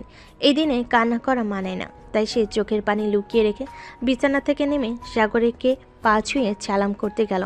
আর তখনই সাগর তার হাত দুটো ধরে ফেল এবং তাকে নিজের বুকের কাছে টেনে নিল আর শক্ত করে নিজের সঙ্গে জড়িয়ে ধরে বলতে লাগলো, আরে, এটা তুমি কি করতে গেছিলে? তুমি আমার ভালোবাসার মানুষ, তোমার জায়গা আমার বুকে। তুমি কেন আমাকে সালাম করতে যাবে? তুমি আমার স্বামী, তোমার মর্যাদা পৃথিবীর সব কিছুর উপরে। তাহলে আমি তোমাকে পা ছুঁয়ে সালাম করব না কেন? কাউকে সম্মান করতে গেলেই যে তাকে সালাম করতে হবে এটা কিন্তু কোনো হাদিসে লেখা নেই। যাই হোক, আজ তো আমাদের জীবনের দুজনের নতুন করে পথ চলার প্রথম রাত, তাই আমি চাই আগে আমরা ওই আল্লাহর প্রশংসা করি যিনি আমাদের দুজনকে এক করে দিয়েছেন। তার কাছেই আমরা শুকরিয়া আদায় করি। হ্যাঁ, তুমি একদম ঠিক কথাই বলেছ। তবে আমার না এইসব ভারী ভারী শাড়ি গহনা পরে থাকতে খুব কষ্ট হচ্ছে। আমি কি এগুলো খুলে ফেলতে পারি? আচ্ছা, ঠিক আছে, কোনো সমস্যা নেই। তুমি আলমারিতে গিয়ে দেখো, আমি তোমার জন্য কিছু ড্রেস কিনে রেখেছি, ওগুলাই পরে নাও। এই বলে সাগর আলমারি থেকে নদীর জন্য একটা পাতলা থ্রি পিস বের করে দিল। আর তখনই নদী ওটা নিয়ে ওয়াশরুমে চলে গেল আর কাপড় চোপড় চেঞ্জ করে অজু করে তারপর বের হয়ে আসলো। দুজনেই একসঙ্গে 2 রাকাত নফল নামাজ আদায় করে নিল আর আল্লাহর কাছে তাদের ভবিষ্যৎ জীবনের জন্য দোয়া কামনা করলো এবং দুজনকে পাবার জন্য শুকরিয়া আদায় করলো। নদী, এবার চলো। কোথায়? আজ আমাদের বাসর রাতে, সেটা কি তুমি ভুলে গেছো নাকি? প্রত্যেকটা মানুষের জীবনের কল্পনার রাত এটা। এই জীবনের সবাই এই রাতের জন্য কত অপেক্ষা করে, আর আমাদের জীবনেও এই রাত এসেছে। হ্যাঁ, ঠিক আছে, চলো। এই বলে সাগর আর নদী দুজনেই বিছানায় চলে আসলো। নদী বিছানায় এসে বালিশ নিয়ে ঘুমোতে যাবে, তখনই সাগর তার হাত ধরে ফেলে আর বলতে থাকে, এটা কি করছো তুমি? আজ তো আমাদের বাসর রাত, আজ বুঝি এখনই ঘুমিয়ে যাবে নাকি তুমি? আমার খুব ঘুম পাচ্ছে, তাই আমাকে একটু ঘুমাতে হবে। কিন্তু ম্যাডাম, এটা বললে তো হবে না। আজ আমাদের বাসর রাত, আজ তো আমি আপনাকে কোনোভাবে ঘুমাতে দেব না। তাছাড়া আপনার মতো একটা মেয়ে পাশে শুয়ে থাকলে কোনোভাবে ঘুম আসবে না আমার চোখে, ঘুম উড়ে গেছে। তাহলে ঘুমের ওষুধ খাও, তাহলেই তো সব ঠিক হয়ে যাবে। দেবো নাকি ঘুমের ওষুধ? তোমাকে দিতে হবে না, আমার ঘুমের ওষুধ আমার সামনেই আছে।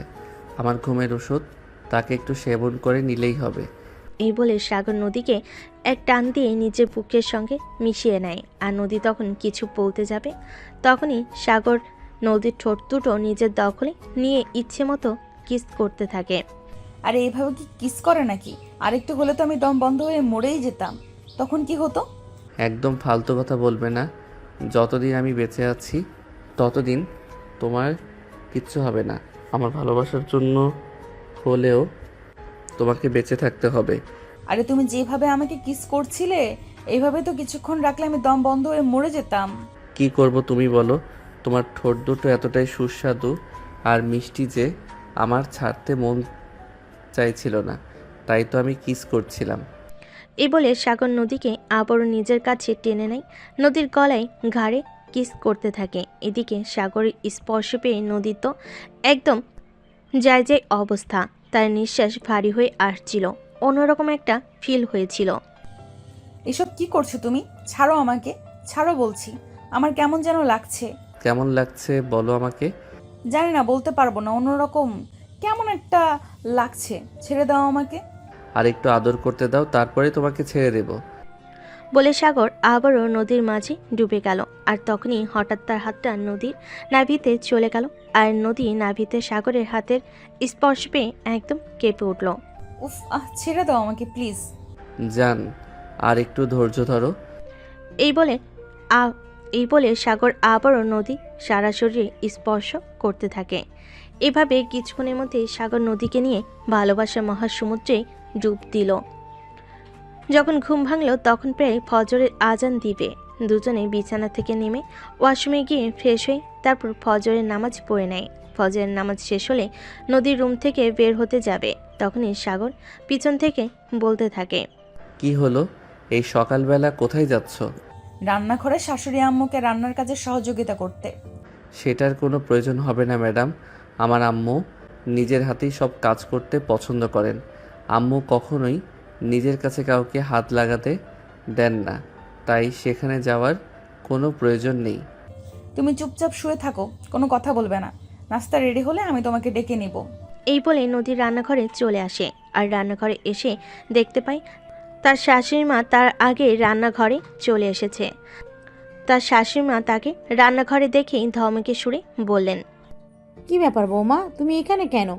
তোমাদের নতুন বিয়ে হয়েছে, তুমি এখন আমার ছেলেকে সময় দাও, রান্নাঘর আমি সামলে নিতে পারবো। আম্মু আজ শ্বশুর বাড়িতে আমার প্রথম দিন, তাই আজকে রান্না বান্নাটা আমি করি প্লিজ। আমাকে একটু সুযোগ দিন। না বৌমা, এরকমটা বললে একদম হবে না। তুমি এই বাড়িতে বউ হয়ে এসেছো, কাজের মেয়ে হয়ে নয়। তাছাড়া তোমাদের নতুন বিয়ে হয়েছে, এখন তুমি প্রপার সময় তো আমার ছেলেকে দিবে। আমি এখনো সম্পূর্ণ সুস্থ আর সজ্ঞানে আছি, আমি সব কিছু ঠিক সামলে নিতে পারবো। সংসার নিয়ে তোমাকে একটুও চিন্তা করতে হবে না, আশা করি বুঝতে পেরেছো। কিন্তু আম্মু। আমি কোনো কিন্তু শুনতে চাই না। তুমি কিন্তু আমাকে একদম রাগানোর চেষ্টাও করবে না, আমি রেগে গেলে কিন্তু খুব খারাপ কিছু হয়ে যাবে। তাই তোমাকে ভালোই ভালোই বলছি, সোজা রুমে চলে যাও আর আমার ছেলেকে সময় দাও। তাছাড়া তুমি তো জানো তোমাদের বিশাল একটা ডিস্টেন্সের মধ্যে বিয়ে হয়েছে, এখন তোমাদের দুজন দুজনের কাছে টেনে নেওয়ার সময়। তাই আমি চাই না এই সময়টা তোমরা অন্য কোনোভাবে নষ্ট করো। ঠিক আছে আম্মু, আপনি যেটা বলবেন। এই বলে নদীর রান্নাঘর থেকে বের হয়ে সোজা রুমে চলে আসে। আর রুমে এসে দেখে সাগর বিছানায় শুয়ে শুয়ে মিটিমিটি হাসছে। এটা দেখে নদী সাগরকে বলে, কি ব্যাপার, কি সমস্যা? তুমি এইভাবে আমাকে দেখে মিটিমিটি হাসছো কেন? তো কি করব? তোমাকে তো আগেই বলেছিলাম রান্না করে যাওয়ার কোনো দরকার নেই, আম্মু তোমাকে রান্না করে যেতে দেবে না। কিন্তু তুমি তো আমার কোনো কথাই শুনলে না, উল্টে আমাকে রাগ দেখিয়ে রান্না করে চলে গেলে। কিন্তু এখন কি হলো? এখন তোমাকে ফিরে আসতে হলো কেন? এই ব্যাপার নিয়ে তুমি হাসাহাসি করছো? কিন্তু আম্মু তো বললো তোমার সঙ্গে একটু রোম্যান্স করতে। না ম্যাডাম, একদম সেরকম হবে না। আমার এখন ঘুমানোর সময়, আমি এখন ঘুমাবো। এমনিতেই রাতে লেট করে ঘুমিয়েছি, আমার ঘুম ভাঙেনি এখনও। না সাহেব, এটা বললে তো হবে না। আপনার সঙ্গে আমাকে একটু রোম্যান্স করতেই হবে। আপনাকে আমার খুব কাছে পেতে মন চাইছে। এই বলেই নদী লাফ দিয়ে সাগরের বুকে উপর উঠে পড়ল আর সাগরের ঠোঁট দুটোতে ইচ্ছে মতো কিস করতে লাগলো। আর সাগরও কম যায় কিসে, নদীর সঙ্গে সঙ্গে রেসপন্স করতে লাগলো। আর কিছুক্ষণের মধ্যেই দুজন ভালোবাসার মহাসমুদ্রে ডুবে গেল। সকাল 9টার দিকে সাগরের আম্মু সবাইকে নাস্তার টেবিলে ডাকে। তারপর সবাই মিলে নাস্তা করে নিল। তখনই সাগরের আম্মু সাগর আর নদীকে উদ্দেশ্য করে বলতে লাগলো, সাগর, তোমার ফাইনাল ইয়ারের এক্সামের আর কতদিন দেরি আছে? বেশি না আব্বু, আগামী সপ্তাহ থেকে ফাইনাল ইয়ারের এক্সাম শুরু হতে চলেছে। ও আচ্ছা, ঠিক আছে, তাহলে তো এটাই খুব ভালো খবর। যাই হোক, তোমাকে একটাই কথা বলার আছে। এক্সাম শেষ হলে তুমি অফিসে জয়েন করবে। আমি চাই এখন থেকে তোমরা দুজনে অফিস সামলাও। ও আমার আর অফিস করতে ভালো লাগে না। আমি এখন কাজ করতে করতে ক্লান্ত হয়ে গেছি। ওইসব তুমি আমাকে কেন বলছো? আমি অফিস টফিস করতে পারবো না। তোমার বৌমা আছে, তোমার বৌমাকে নিয়ে তুমি অফিস সামলাও। এসব ব্যাপারে আমায় কিছু বলে লাভ হবে না। ব্যবসা করতে আমার ভালো লাগে না, তুমি তো খুব ভালো করেই জানো। আমি ওসব কথা জানি না আর জানতেও চাই না। বৌমা একা একা ব্যবসা সামলাতে পারবে না। ব্যবসা সামলাতে হলে তোমাকেও প্রয়োজন হবে। তাই আমি চাই তোমরা দুজনে অফিসে জয়েন করো। তাছাড়া আমার নিজেরও একটা কোম্পানি থাকতে তুমি কেন অন্য কোথাও গিয়ে চাকরি করবে? তুমি কি লোকেদের কাছ থেকে আমাকে কথা শোনাতে চাও নাকি? আরে আব্বু, তুমি এরকম কেন বলছো? আমি কেন তোমাকে লোকের কাছ থেকে কথা শোনাতে যাব? এমনিতেই তো আমার ব্যবসা জিনিসটা খুব একটা ভালো লাগে না, সেটা তুমি জানোই। আব্বু, আপনি কোনো চিন্তা করবেন না। সাগরকে কিভাবে অফিসে নিয়ে যেতে হয় সেই দায়িত্ব আপনি আমার উপরে ছেড়ে দিন। আমি সবটা সামলে নিতে পারবো। আমি ছোটবেলা থেকেই দায়িত্ব নিতে শিখে গেছি। এখন আর দায়িত্ব নিতে ভয় পাই না। তাই আপনার চিন্তা করার কোনো কারণ নেই। দেখলে তো আমাদের বৌমা কতটা লক্ষ্মী। কি সত্যি ভাগ্য করে এমন বৌমা পেয়েছি যে কিনা দায়িত্ব কি জিনিস সেটা বোঝার আগেই দায়িত্ব কাঁধে তুলে নিয়েছে। সত্যি ভাগ্য করে এমন বৌমা পেতে হয়। হ্যাঁ, তুমি একদমই ঠিক কথাই বলেছো। তবে নদী, তোমাকে একটা কথা বলার আছে। আগামী এক সপ্তাহ তোমাকে অফিসে যেতে হবে না। এক সপ্তাহ তুমি বাড়িতেই থাকো। কিন্তু আব্বু, আমি যদি অফিসে না যাই তাহলে অফিসের কাজগুলো করবে কে? আমার এতদিনের ছুটির প্রয়োজন নেই। আমি চাইছি আগামীকাল থেকেই অফিসে জয়েন করি। আরে বউ, তোমার কি মাথা খারাপ হয়ে গেছে নাকি? গতকাল আমাদের বিয়ে হলো, আর এখন তুমি চাইছো আগামীকাল থেকে তুমি অফিসে জয়েন করবে? এরকমটা হয় নাকি? আমি এরকমটা মেনে নিতে পারবো না। এবারে পরীক্ষার রেজাল্ট আমার এমনিতেই ভালো হবে না, আর সেই কারণে যদি তুমি আমাকে একটু সময় না দাও তাহলে তো পরীক্ষার রেজাল্ট খুবই খারাপ হবে। কারণ তুমি অফিসে চলে গেলে আমি সারাক্ষণ তোমাকে মিস করব, আর তখন আমার পড়াশোনা করতে একদম মন চাইবে না। দেখো, একদম ফাজলামো মার্কা কথাবার্তা বলবে না। এনজয় করার জন্য সারাটা জীবন পড়ে রয়েছে। এখনই যে আমাদেরকে এনজয় করতে হবে এরকম কোন হাদিসে লেখা নেই। পড়াশোনা শেষ করো আগে, নিজের দায়িত্বটা নিতে শেখো, তারপর না হয় এনজয় করো। না বউ, আমি কোনো কথা শুনতে চাই না। আমি লাস্ট তোমাকে বলে দিয়েছি, তুমি যদি আমার কথা মেনে নাও তাহলে কিন্তু আমি পরীক্ষাও দেব না। আমি বাসা ছেড়ে দূরে কোথাও চলে যাব, যেখানে তুমি আমার পাশে থাকবে না। সেখানে আমার এমনিতেই মন ভালো থাকবে না। আমি পরীক্ষাও দেব না, এটাই আমার শেষ কথা। আচ্ছা, ঠিক আছে, কোনো সমস্যা নেই নদী। এই এক সপ্তাহ বাড়িতেই থাকবে, এক সপ্তাহ অফিসে যেতে হবে না। আমি এই এক সপ্তাহ অফিস সামনে নিতে পারবো, সমস্যা হবে না। এই বলে সবাই মিলে খাওয়া দাওয়া শেষ করে নিল। আর এদিকে খাওয়া দাওয়া শেষ হলেই সাগর রুমে চলে আসে আর নদীকে রুমে ডেকে নেয়। নদীর রুমে আসতেই সাগর বলতে থাকে, আজ বিকেলে তোমাকে নিয়ে একটু বের হব, রেডি হয়ে থাকতে পারবে?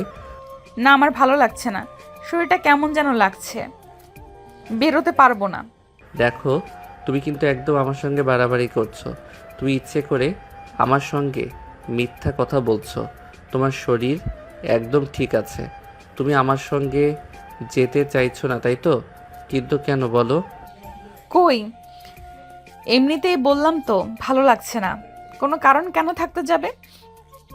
এমনিতেই আমার বাইরে যেতে মন চাইছে না, তাই যাব না। তাছাড়া কালকেই আমাদের বিয়ে হয়েছে, আজ কেন আমরা বাইরে যাব? আমার অনেক দিনের ইচ্ছা বউকে নিয়ে রিকশায় করে সারাটা শহর ঘুরে বেড়াবো। তারপর রাস্তার পাশের কোনো দোকান থেকে ফুচকা কিনে খাবো, সন্ধ্যায় নদীর পাড়ে বসে সূর্যাস্ত দেখব, আর তারপর কোনো বড় একটা 5 স্টার রেস্টুরেন্টে বসে ডিনার করে বাড়িতে চলে আসব। ওরে বাবা রে বাবা, এত ইচ্ছা! হ্যাঁ, তো বউকে দিয়ে ইচ্ছা থাকবে না তো কি থাকবে? বিয়ে করেছে বউকে নিয়ে ঘোরাঘুরি, আনন্দ উল্লাস করে সময় পার করার জন্য। তাহলে বউকে নিয়ে ইচ্ছে থাকবে না তো কি থাকবে বলো? সন্ধ্যায় কিন্তু তোমাকে আমার সঙ্গে বের হতেই হবে। আচ্ছা ঠিক আছে, সময় হলে দেখা যাবে। আচ্ছা, এখন তুমি আমার সঙ্গে আসো, আমি পড়তে বসবো, তুমি আমার পাশে বসে থাকবে। তখন আর কোনো কথা না বলে সাগর সঙ্গে সঙ্গে তার পড়ার টেবিলে চলে গেল। সাগর বসে বসে পড়তে লাগলো আর নদী তার পাশে বসে রইল। এভাবে দেখতে দেখতে খাবার খেয়ে তারপর বাইরে যাওয়ার জন্য তৈরি হয়ে নিল। দুজন ড্রয়িং রুমে আসতেই সাগরের আম্মু বলল, কি ব্যাপার, তোমার কি কোথাও বেরোচ্ছ নাকি? হ্যাঁ আম্মু, আর তোমাকে একটা কথা বলার ছিল। আমাদের জন্য রাতের খাবার তৈরি করো না, আমরা বাইরে থেকে রাতের খাবার খেয়ে তারপর বাসায় ফিরবো। আর কারোর জন্যই বাসায় রান্না করতে হবে না, আমরা ফেরার সময় তোমাদের জন্য খাবার নিয়ে আসবো। আচ্ছা ঠিক আছে, কোনো সমস্যা নেই। এ বলে সাগর আর নদী দুজনই বাসা থেকে বেরিয়ে পড়লো আর তারপর সারাদিন ঘোরাঘুরি করলো, ফুচকা খেলো। তারপর রাস্তার পাশের একটা ফুলের দোকান থেকে সাগর নদীকে একটা বেলি ফুলের মালা কিনে দিল আর সেটা নিজের হাতে নদীর চুলে গেঁথে দিল। রাত আনুমানিক 9টার দিকে তারা একটা বড় 5 স্টার রেস্টুরেন্টে চলে গেল আর সেখানে গিয়ে রাতের খাবার খেয়ে বাড়ির সবার জন্য রাতের খাবার প্যাক করে নিয়ে বাসে চলে আসলো। বাসে এসে কলিং বেলে চাপ দিতেই তার আম্মু এসে দরজা খুলে দিল আর তখনই সাগর খাবারের প্যাকেটগুলো তার আম্মুর হাতে তুলে দিয়ে বলতে লাগলো, এখানে তোমাদের খাবার রাখা আছে, খেয়ে নিও। আমরা খেয়ে এসেছি, এখন রুমে চলে যাচ্ছি, টায়ার্ড লাগছে, ঘুমাবো। আচ্ছা ঠিক আছে। এরপর দেখতে দেখতে আরও 1 সপ্তাহ সময় কেটে গেল। আজ থেকে সাগরের পরীক্ষা শুরু হয়েছে আর নদী ও আজ থেকে অফিসে জয়েন করবে। সকালবেলা ঘুম থেকে উঠে ফ্রেশ হয়ে নাস্তা করে তারপর অফিসে যাওয়ার জন্য তৈরি হয়ে গেল আর সাগরকে ভার্সিটিতে পাঠিয়ে দিয়ে নদী অফিসে চলে আসে। আসসালামু আলাইকুম ম্যানেজার সাহেব, অফিসের কি অবস্থা? কাজকর্ম কেমন চলছে? ওয়ালাইকুম সালাম। এই তো ভালোই চলছে। আপনি কি আজ থেকে অফিসে কাজ করবেন নাকি? হ্যাঁ, চিন্তা তো সেরকমই করছিলাম, এখন দেখা যাক আল্লাহ কি ঠিক করে রেখেছেন।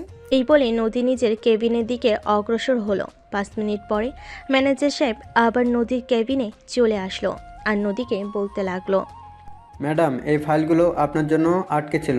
এখানে আপনার সাইন প্রয়োজন। আপনি যদি সাইন করে দিতেন তাহলে এই ফাইলগুলো পাস করে দিতাম।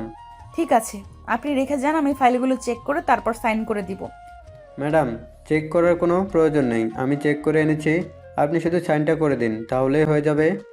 বললাম তো আমি চেক করে তারপর সাইন করব, আপনি এইভাবে হুটহাট করে কখনোই কোনো কিছু সাইন করি না আমি। তাই আপনি একটু ফাইলটা রেখে যান, আমি 1 ঘন্টার মধ্যেই সব কিছু ফাইল চেক করে সাইন করে পাঠিয়ে দিব। ম্যাডাম, আমি বললাম তো, আমি ফাইলগুলো চেক করে তারপরে আপনার কাছে নিয়ে এসেছি। আপনি তো এতদিন অফিসে ছিলেন না, তাই আপনার একটা সাইনের জন্য আটকে ছিল। দেখুন, আমার মনে হয় আপনি এখন বর্তমানে আমার পরিস্থিতিটা জানেন, তাই আমি কোনো ফাইল চেক না করে ওইটাতে সাইন করতে পারি না। আপনি চলে যান, আমি চেক করে তারপর সাইন করে দেব। ম্যানেজার তখন কোনো কথা না বলে মুখটাকে ভুতা করে সেখান থেকে চলে গেল। এটা দেখি নদী খুব ভালোভাবে বুঝতে পারলো এখানে নিশ্চিত কোনো একটা ঘাপলা আছে। তাই নদী তখন অফিসের পিয়নকে ডেকে পাঠালো আর একটা কফি নিয়ে আসতে বলল। কফিটা খেয়ে তারপর নদী ফাইলগুলো চেক করতে লাগলো। ফাইলগুলো দেখে নদীর চক্ষু একদম চরক গাছে, যেরকমটা ভেবেছিল সেরকমটাই হয়েছে। বিশাল অঙ্কের একটা টাকার গলমিল রয়েছে। তখনই নদী ম্যানেজারকে নিয়ে নিজের কেবিনে ডেকে পাঠালেন আর বলতে লাগলেন, এগুলো আমি কি দেখছি ম্যানেজার সাহেব? এগুলো কি আপনার কাজ?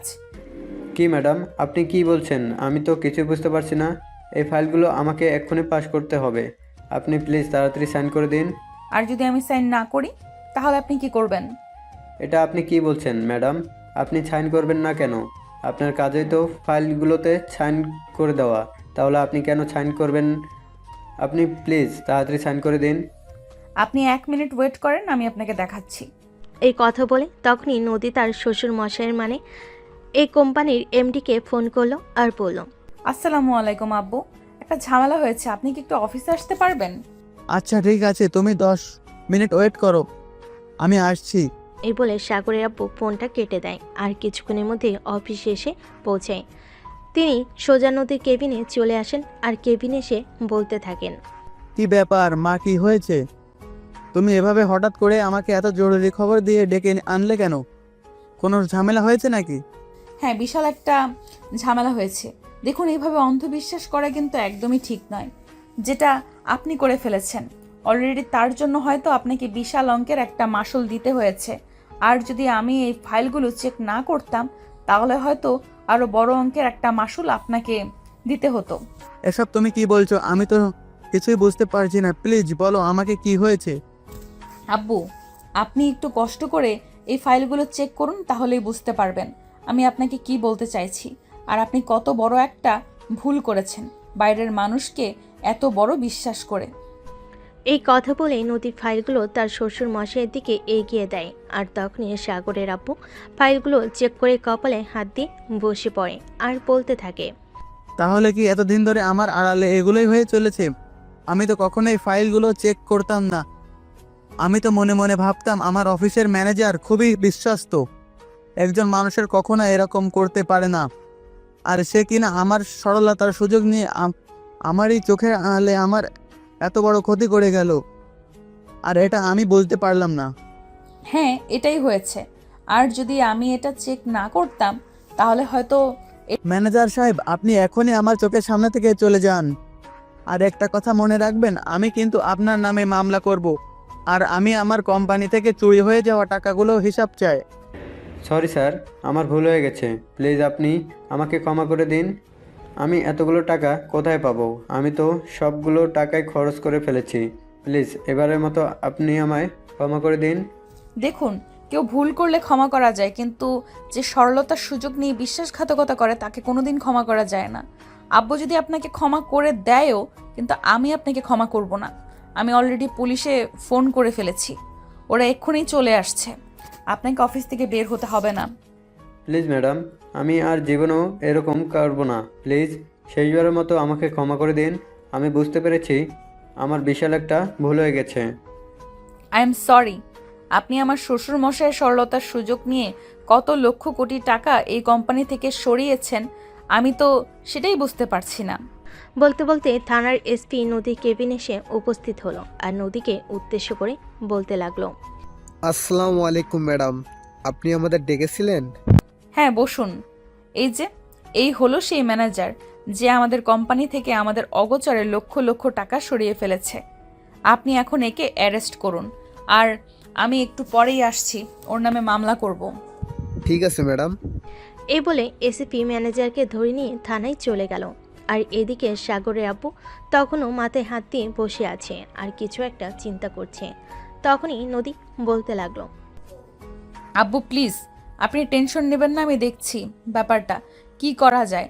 যা হওয়ার সেটা তো হয়েই গেছে, এখন তো আর সেটা নিয়ে চিন্তা করে কোনো লাভ নেই। আমি তো এটাই ভাবতে পারছি না, আমি জীবনে কত বড় একটা ভুল করে ফেললাম। আমার কোম্পানি থেকে কতগুলো টাকা আমার অগোচরে বের হয়ে চলে গেল, আর আমি সেটাই বলতে পারলাম না। আজ 5 বছর ধরে এই ম্যানেজার আমার কোম্পানিতে চাকরি করেছে, আর 5 বছরে কতগুলো টাকা ছড়িয়েছে আমি তো সেটাই বের করতে পারছি না। আর আজকে যদি তুমি এই ফাইলগুলো চেক না করতে তাহলে তো আজকে আবার এটা ধরা পড়তো না। সে দিনের পর দিন এগুলো করেই যেত, আমি তো কোনোভাবেই বুঝতে পারতাম না, কারণ আমি তো তাকে অন্ধের মতো বিশ্বাস করতাম। সে এরকমটা করবে আমি তো কোনোদিনও ভাবতেও পারিনি। আচ্ছা আব্বু, ঠিক আছে, চিন্তার কোনো কারণ নেই।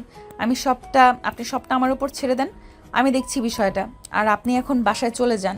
আর হ্যাঁ, যাওয়ার সময় আম্মুর কোমর ব্যথার কিছু ওষুধ লাগবে, ওগুলো নিয়ে যান। আমার তো ফিরতে রাত হবে। আচ্ছা বৌমা, ঠিক আছে, কোনো সমস্যা নেই, আমি নিয়ে যাব। এই বলে সাগরের আব্বু নদীর কেবিন থেকে বের হয়ে চলে গেল। আর এদিকে নদী অফিসে বসে কাজ করতে লাগলো। এভাবেই চলছিল দিনগুলো। প্রায় 1 সপ্তাহ সময় চলে গেল। সেদিন হঠাৎ করে সাগরের আব্বু নদীকে নিচের রুমে ডাকেন আর বলেন। বৌমা, আমি কি অফিসে আসবো? আমার মনে হয় তোমার একা একা অফিস সামলাতে খুব বেশি কষ্ট হয়ে যাচ্ছে। না আব্বু, সেরকম কোনো ব্যাপার নেই, আমি সবটা সামলে নিতে পারবো। আপনি তো জানেন আমি দায়িত্ব নিতে কখনোই ভয় পাই না। তাছাড়া ছোট্ট একটা ঝামেলা আছে, আমাদের অফিসের ম্যানেজারের পোস্ট তো বেশ কিছুদিন ধরেই খালি আছে। ভাবছিলাম ম্যানেজার পোস্টে কাউকে নিতে হবে। এই সব ব্যাপারে তুমি যেটা ভালো মনে করবে সেটাই করো। আর তুমি তো খুবই সহজেই মানুষ চিনতে পারো, তাই এই দায়িত্বটা আমি তোমার উপরে দিয়ে দিলাম। ঠিক আছে আব্বু, তাহলে আমি দেখছি কি করা যায়। এই বলে নদী নিজের রুমে চলে আসলো। আর কিছুক্ষণ পর সাগর ভার্সিটি থেকে বাসায় ফিরে আসে। নদী তখন বেলকনিতে বসে কিছু একটা চিন্তা করছিল। তখনই পিছন থেকে তার কাঁধে হাত রেখে বলে, কি ব্যাপার বউ, কিছু নিয়ে চিন্তা করছো নাকি? কই না তো, তুমি কখন আসলে? এই তো আমি এক্ষুনি বাসায় আসলাম, আর এক্ষুনি তোমাকে দেখতে পেলাম। তুমি কিছু একটা নিয়ে চিন্তা করছো, তাই তো তোমাকে জিজ্ঞাসা করলাম তুমি কি নিয়ে চিন্তা করছো। না এমনি, আসলে একা একা বসে আছি তো, তোমাকে খুব মিস করছিলাম। তাই বুঝি? আসলে আমার একটা বন্ধুর অ্যাক্সিডেন্ট হয়েছে, ওখানেই গেছিলাম। ওখান থেকে আসতে আসতে লেট হয়ে গেল, রুমে চলো। রুমে চলো, আমি তোমার জন্য এক গ্লাস শরবত বানিয়ে আনছি। এই বলে নদী সাগরের জন্য এক গ্লাস শরবত বানিয়ে আনে। আর সাগর সেটা খেয়ে বিছানায় নিজের শরীরটাকে এলিয়ে দেয়। তারপরে নদী তার শাশুড়ি মাকে নিয়ে রাতের রান্নাটা শেষ করে নেয়। আর তারপর সবাই মিলে রাতের খাওয়া দাওয়া করে নিজেদের রুমে চলে আসে। নদী আর সাগর দুজনেই বিছানায় শুয়ে শুয়ে গল্প করছে। তখনই হঠাৎ নদীর ফোনে একটা অচেনা নাম্বার থেকে ফোন আসে। নদী কখনোই অচেনা নাম্বার ফোন রিসিভ করে না, তাই ফোনটা বাজতে থাকলেও নদী ফোনটা রিসিভ করলো না। তখনই সাগর বলতে লাগলো, কি ব্যাপার, তোমাকে কেউ একজন সে কখন থেকে ফোন দিয়ে চলেছে, কিন্তু তুমি ফোনটা তুলছো না কেন? নাম্বারটা চিনি না, তাহলে ফোন তুলে কি করব? আরে ভাই, কেউ একজন তো তোমাকে দরকারও, অচেনা নাম্বার থেকে ফোন করতে পারে, তাই নাকি তুমি ফোনটা রিসিভ করো, তাহলেই তো সব জানতে পারবে। হ্যাঁ, হ্যালো, আসসালামু আলাইকুম, কে বলছেন? ওয়ালাইকুম আসসালাম নদী, আমি রিয়া বলছি। কেমন আছিস? ও রিয়া, তুই? হ্যাঁ, এই তো আছি আলহামদুলিল্লাহ, ভালো। তোর কি অবস্থা, তুই কেমন আছিস? ভালো নেই রে ভাই, তোর সঙ্গে একটু সরাসরি কথা বলার প্রয়োজন ছিল। কোথায় আসলে তোর সঙ্গে কথা বলতে পারবো? কেন, কোনো ঝামেলা হয়েছে নাকি? কোনো ঝামেলা হয়ে থাকলে তুই আমাকে বল। না, সেরকম কোনো ঝামেলা নয়, আসলে একটা সমস্যায় পড়েছি, তাই জন্য তোর সঙ্গে সরাসরি কথা বলতে চাই। ঠিক আছে, কাল তাহলে তুই আমার অফিসে চলে আয় সকাল 10টার দিকে, তারপর না হয় সেখানে বসেই তোর সঙ্গে কথা বলবো। আচ্ছা ঠিক আছে, কোনো সমস্যা নেই, আমি সময় মতো চলে আসবো। এই বলে ফোন রেখে দেয়। আর এদিকে তখনই সাগর নদীকে টান দিয়ে নিজের কাছে নিয়ে নেয় আর বলতে থাকে, ওই বউ, আমার না একটু তোমার আদর খেতে ইচ্ছে করছে, প্লিজ একটু আদর খেতে দেবে? এই না, একদমই না, এসব ফালতু চিন্তা ভাবনা এখন একদম মাথায় আনবে না। তোমার পরীক্ষা চলছে, ঠিকভাবে পড়াশোনা করো, আর এসবে মন দিও না, তাহলে পড়ায় মন বসবে না। না বউ, আমার একটু তোমার আদর পাওয়া যায়, তা না হলে আমি পরীক্ষায় মন বসতে পারি না, সারাক্ষণ শুধু তোমার কথা মনে পড়ে, প্লিজ একটু আদর দাও না। বললাম না, এখন একদম এইসব কিছুই হবে না, চুপচাপ ঘুমিয়ে পড়ো, তা না হলে সকালবেলা ঘুম থেকে উঠতে পারবে না। প্লিজ লক্ষ্মী বউ, আবার এরকম করো না। আমি তো তোমার 10টা না 5টা না, একটা মাত্র স্বামী, আমার সঙ্গে কেন তুমি এরকম করো বলো? আমি আবার তোমার সঙ্গে কি করলাম? আমি তো শুধু তোমাকে এইটুকুই বললাম যে আগে ভালোই ভালোই তোমার পরীক্ষাটা শেষ হোক, তারপর না হয় তুমি আমার আদর নিও। কিন্তু কে শুনে কার কথা? সাগর নদীকে টেনে নিজের কাছে নিয়ে নিল। আর তারপর নদীর দিকে নিজের ভালোবাসা আদায় করে নিতে শুরু করলো সাগর নদীর সারা শরীরে আদর করতে থাকে। আর এদিকে নদীও সাগরের আদর পেতে ইচ্ছে করছিল। সে আবার নিজেকে বাধা দিল না, সেও সাগরের সঙ্গে রেসপন্স করতে লাগলো। আর দুজনের ভালোবাসায় ডুবে গেল। পরের দিন সকালবেলা নদী অফিসে এসে জানতে পারলো কেউ একজন রিসেপশনে তার জন্য অপেক্ষা করতে। তখনই সে পিয়নকে বলল, চাচা, রিসেপশনে নাকি কেউ একজন আমার জন্য অপেক্ষা করছে। হ্যাঁ ম্যাডাম, আপনার সঙ্গে একটা মেয়ে দেখা করতে এসেছে, বলে সে নাকি আপনার বন্ধু হয়। হ্যাঁ, সে আমার বন্ধু হয়, আপনি তাকে আমার কেবিনে পাঠিয়ে দিন। ঠিক আছে ম্যাডাম, কোনো সমস্যা নেই, আমি এক্ষুনি ওনাকে পাঠিয়ে দিচ্ছি। এই বলে পিয়ন নদীর কেবিন থেকে বের হয়ে ওয়েটিং রুমে চলে আসে। আর ওখানে দেখতে পাই ওই মেয়েটা তখনও চিন্তিত মনে ওখানে বসে আছে। তখন পিয়ন ওই মেয়েটাকে উদ্দেশ্য করে বলে, এই যে শুনছেন, ম্যাডাম চলে এসেছে, আপনাকে বলছে আমার সঙ্গে আসতে। আমি আপনাকে ম্যাডামের কেবিনে পৌঁছে দেব। মেয়েটা তখন কোনো কথা না বলেই পিয়নের পিছন পিছন নদীর কেবিনে চলে আসে। পিয়ন তাকে নদীর কেবিন পর্যন্ত পৌঁছে দিয়ে সেখান থেকে চলে গেল। মেয়েটা নদীর কেবিনে প্রবেশ করতেই নদী মেয়েটাকে দেখে বলতে লাগলো, হ্যাঁ দোস্ত, আয় বস, অনেকদিন পর তোর সঙ্গে দেখা হলো। কেমন আছিস? এই তো আমি কোনো রকম। ওই যে ছোটবেলার একটা কথা শুনতি না, মানুষ বলতো না, না মরে বেঁচে আছি, ঠিকই ওই রকম। কেন দোস্ত, কি হয়েছে? তুই আমাকে খুলে বল। তুই আমাকে খুলে না বললে আমি বুঝবো কি করে যে তোর কি হয়েছে? আসলে দোস্ত, তুই তো জানিসই আমার পরিবারের অবস্থা। এই মুহূর্তে আমি যে চাকরিটা করতাম ওটাও চলে গিয়েছে। এখন আমার অবস্থা খুবই খারাপ, বুঝতে পারছি না কি করব। ও আচ্ছা, এই ব্যাপার, বুঝতে পেরেছি। ঠিক আছে, সমস্যা নেই। তুই একটু অপেক্ষা কর, আমি এক্ষুনি আমার শ্বশুরমশাইয়ের সঙ্গে কথা বলে তোকে জানাচ্ছি। প্লিজ দোস্ত, একটু চেষ্টা করে দেখ, আমার চাকরিটা হলে খুব ভালো হতো। নদী তখন তার শ্বশুর আব্বুকে ফোন করে আর সব ঘটনা খুলে বলে। সব কিছু শুনে তার শ্বশুর আব্বু তাকে বলে, দেখো বৌমা, তুমি তো খুব ভালো করে জানো আমি আমার অফিসের সমস্ত দায়িত্ব তোমার হাতে তুলে দিয়েছি। এখন তুমি যেটা ভালো মনে করবে সেটাই করো। তোমার যদি মনে হয় এই মেয়েটা আমাদের অফিসের ম্যানেজার পোস্টের জন্য পারফেক্ট, তাহলে তুমি সেটাই করো। দেখুন, রিয়াকে আমি ছোটবেলা থেকেই চিনি, তার সম্পর্কে আমার খুব ভালো করেই আইডিয়া আছে। কিন্তু এই অফিসে এখন আমি চাকরি করি। এই অফিসের এক এবং একমাত্র মালিক আপনি। তাই কোনো কিছু করার আগে আপনার অনুমতি নেওয়াটা প্রয়োজন।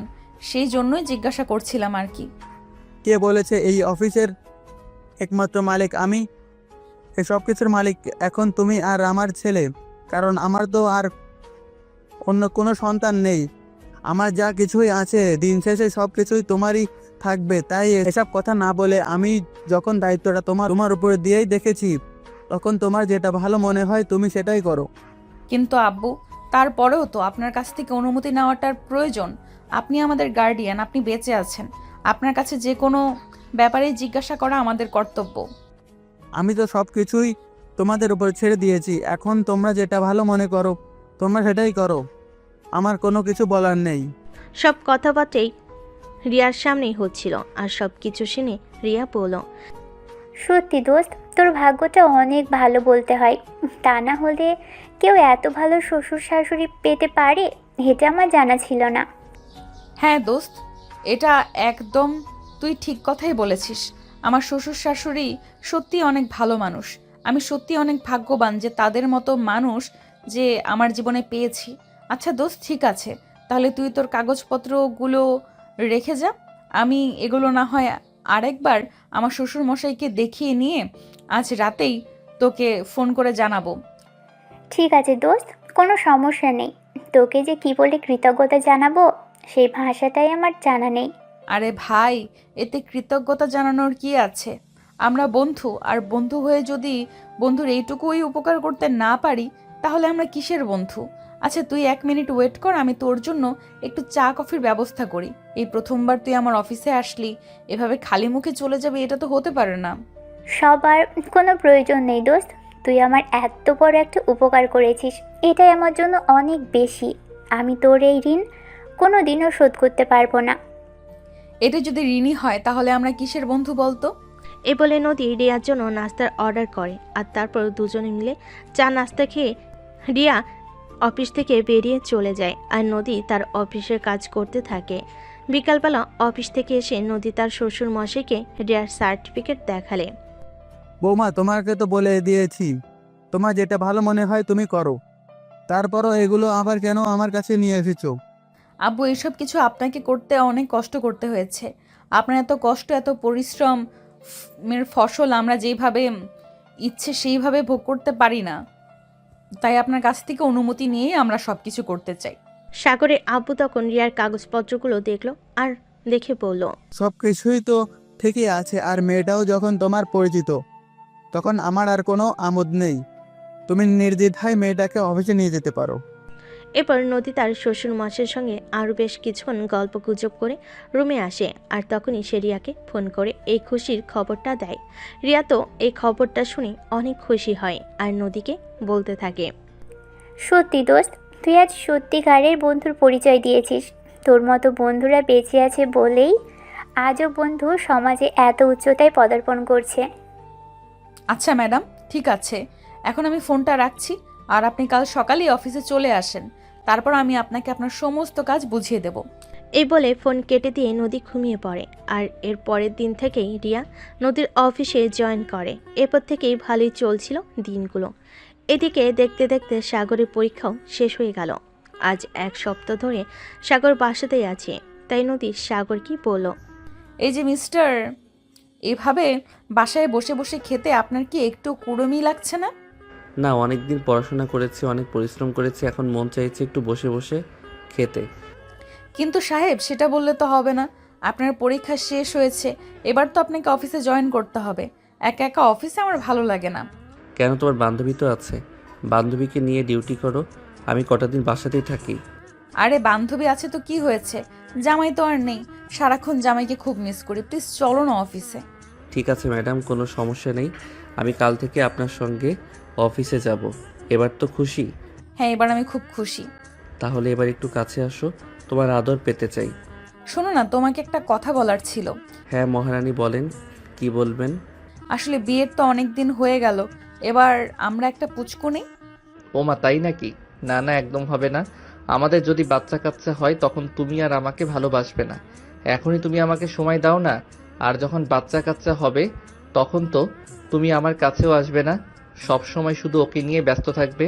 আমি কোনো কথা শুনতে চাই না, আমার একটা বাচ্চা লাগবেই। আমার মা ডাক শুনতে খুব ইচ্ছে করছে, প্লিজ তুমি না করো না। না, আমি আমার ভালোবাসার বা কাউকে দিতে চাই না। আমার ভালোবাসার মানুষটা শুধু আমারই থাকবে। আমার ভালোবাসায় কেউ ভাগ বসাবে এটা আমি মেনে নিতে পারবো না। তাই তোমার এই আবদার মেনে নেওয়া আমার পক্ষে সম্ভব নয়। থুর যা, আমি তোমার সঙ্গে কোনো কথাই বলবো না। তুমি তো আমার কোনো কথাই শোনো না, তাহলে আমি তোমার কথা কেন শুনবো? প্লিজ লক্ষ্মী বউ আমার এরকম করে না। তুমি যদি আমার সঙ্গে রাগ অভিমান করো তাহলে আমি কার কাছে যাব? আমার কি আরেকটা বউ আছে নাকি? সবই বুঝলাম, কিন্তু তাই বলে কি আমি মা হব না? দেখো, আমাদের বিয়ে হয়েছে খুব বেশি দিন হয়নি, এই তো 4-5 মাস হবে। এখনো বিয়ের গন্ধটাই শরীর থেকে উঠে যায়নি। আমরা নিজেদের মধ্যে সময় কাটাই, 2-3 বছর যাক, তারপর না হয় বাচ্চা কাচ্চা ওই সব কিছু নিয়ে চিন্তা করা যাবে। এই একদমই নয়। এতদিন সময় নিয়েছি শুধু তোমার পড়াশোনা শেষ করার জন্য, এখন আর সময় নিতে চাই না। দেখো, তুমি খুব ভালো করে জানো এই সময়ে মেয়েরা নিজেদের একটু বেশি সময় দিতে গিয়ে অনেক মেয়েরাই মা হওয়ার ক্ষমতা হারিয়ে ফেলে। আমি ওটা হতে দিতে চাই না। ঠিক আছে ম্যাডাম, আপনি যা বলবেন তাই হবে। আমি কখনোই আপনার কথার বিরোধিতা করব না। সত্যি বলছো তো? এবার তুমি আমাকে একটা পুচকু সোনা এনে দেবে তো? হ্যাঁ বউ, আমি একদম সত্যি কথাই বলছি। আমি তোমাকে একটা ফুচকা সোনা সত্যি এনে দেব। এবার তো তুমি খুশি? হ্যাঁ, আমি অনেক খুশি। তাহলে আমার কাছে আসো। কেন আসবো? বারে, তাহলে বাচ্চাকে গাছের পাতা নাকি নাড়া দিলেই পড়ে যাবে? আমার কাছে না আসলে আমি তোমায় বাচ্চা দেব কি করে? কথাটা শুনে নদী অনেকটা লজ্জা পেয়ে গেল আর দু হাত দিয়ে নিজের মুখ চেপে ধরল। তখন সাগর নদীর হাত দুটো সরিয়ে নদীর কপালে আলতো করে একটা ভালোবাসার পরশ এঁকে দিয়ে নদীকে নিজের বাহুটরে আবদ্ধ করে নিল। নদীও তখন সাগরকে জড়িয়ে ধরল আর সাগর নদীর কানের কাছে বনিয়ে ওখানে নিজের ঠোঁট দিয়ে স্পর্শ করতেই নদী কিছুটা কেঁপে উঠল। এই কি করছো তুমি? কেন, পুচকু আনার মিশনে নেমেছি। আর সাগর নদীর কানের কাছে তার ঠোঁট নিয়ে ওইখানে নিজের ঠোঁট দিয়ে স্পর্শ করতেই নদী কিছুটা কেঁপে উঠল। এই বলে সাগর নদীকে আরও টান দিয়ে নিজের কাছে টেনে নেয় আর নিজের ভালোবাসায় ভরিয়ে দিতে লাগে। নদীও সাগরের সঙ্গে রেসপন্স করতে থাকে আর কিছুক্ষণের মধ্যেই দুজন দুজনের ভালোবাসায় ডুবে যায়। প্রায় ঘন্টাখানেক চলে তাদের ভালোবাসার আদান প্রদান পর্ব।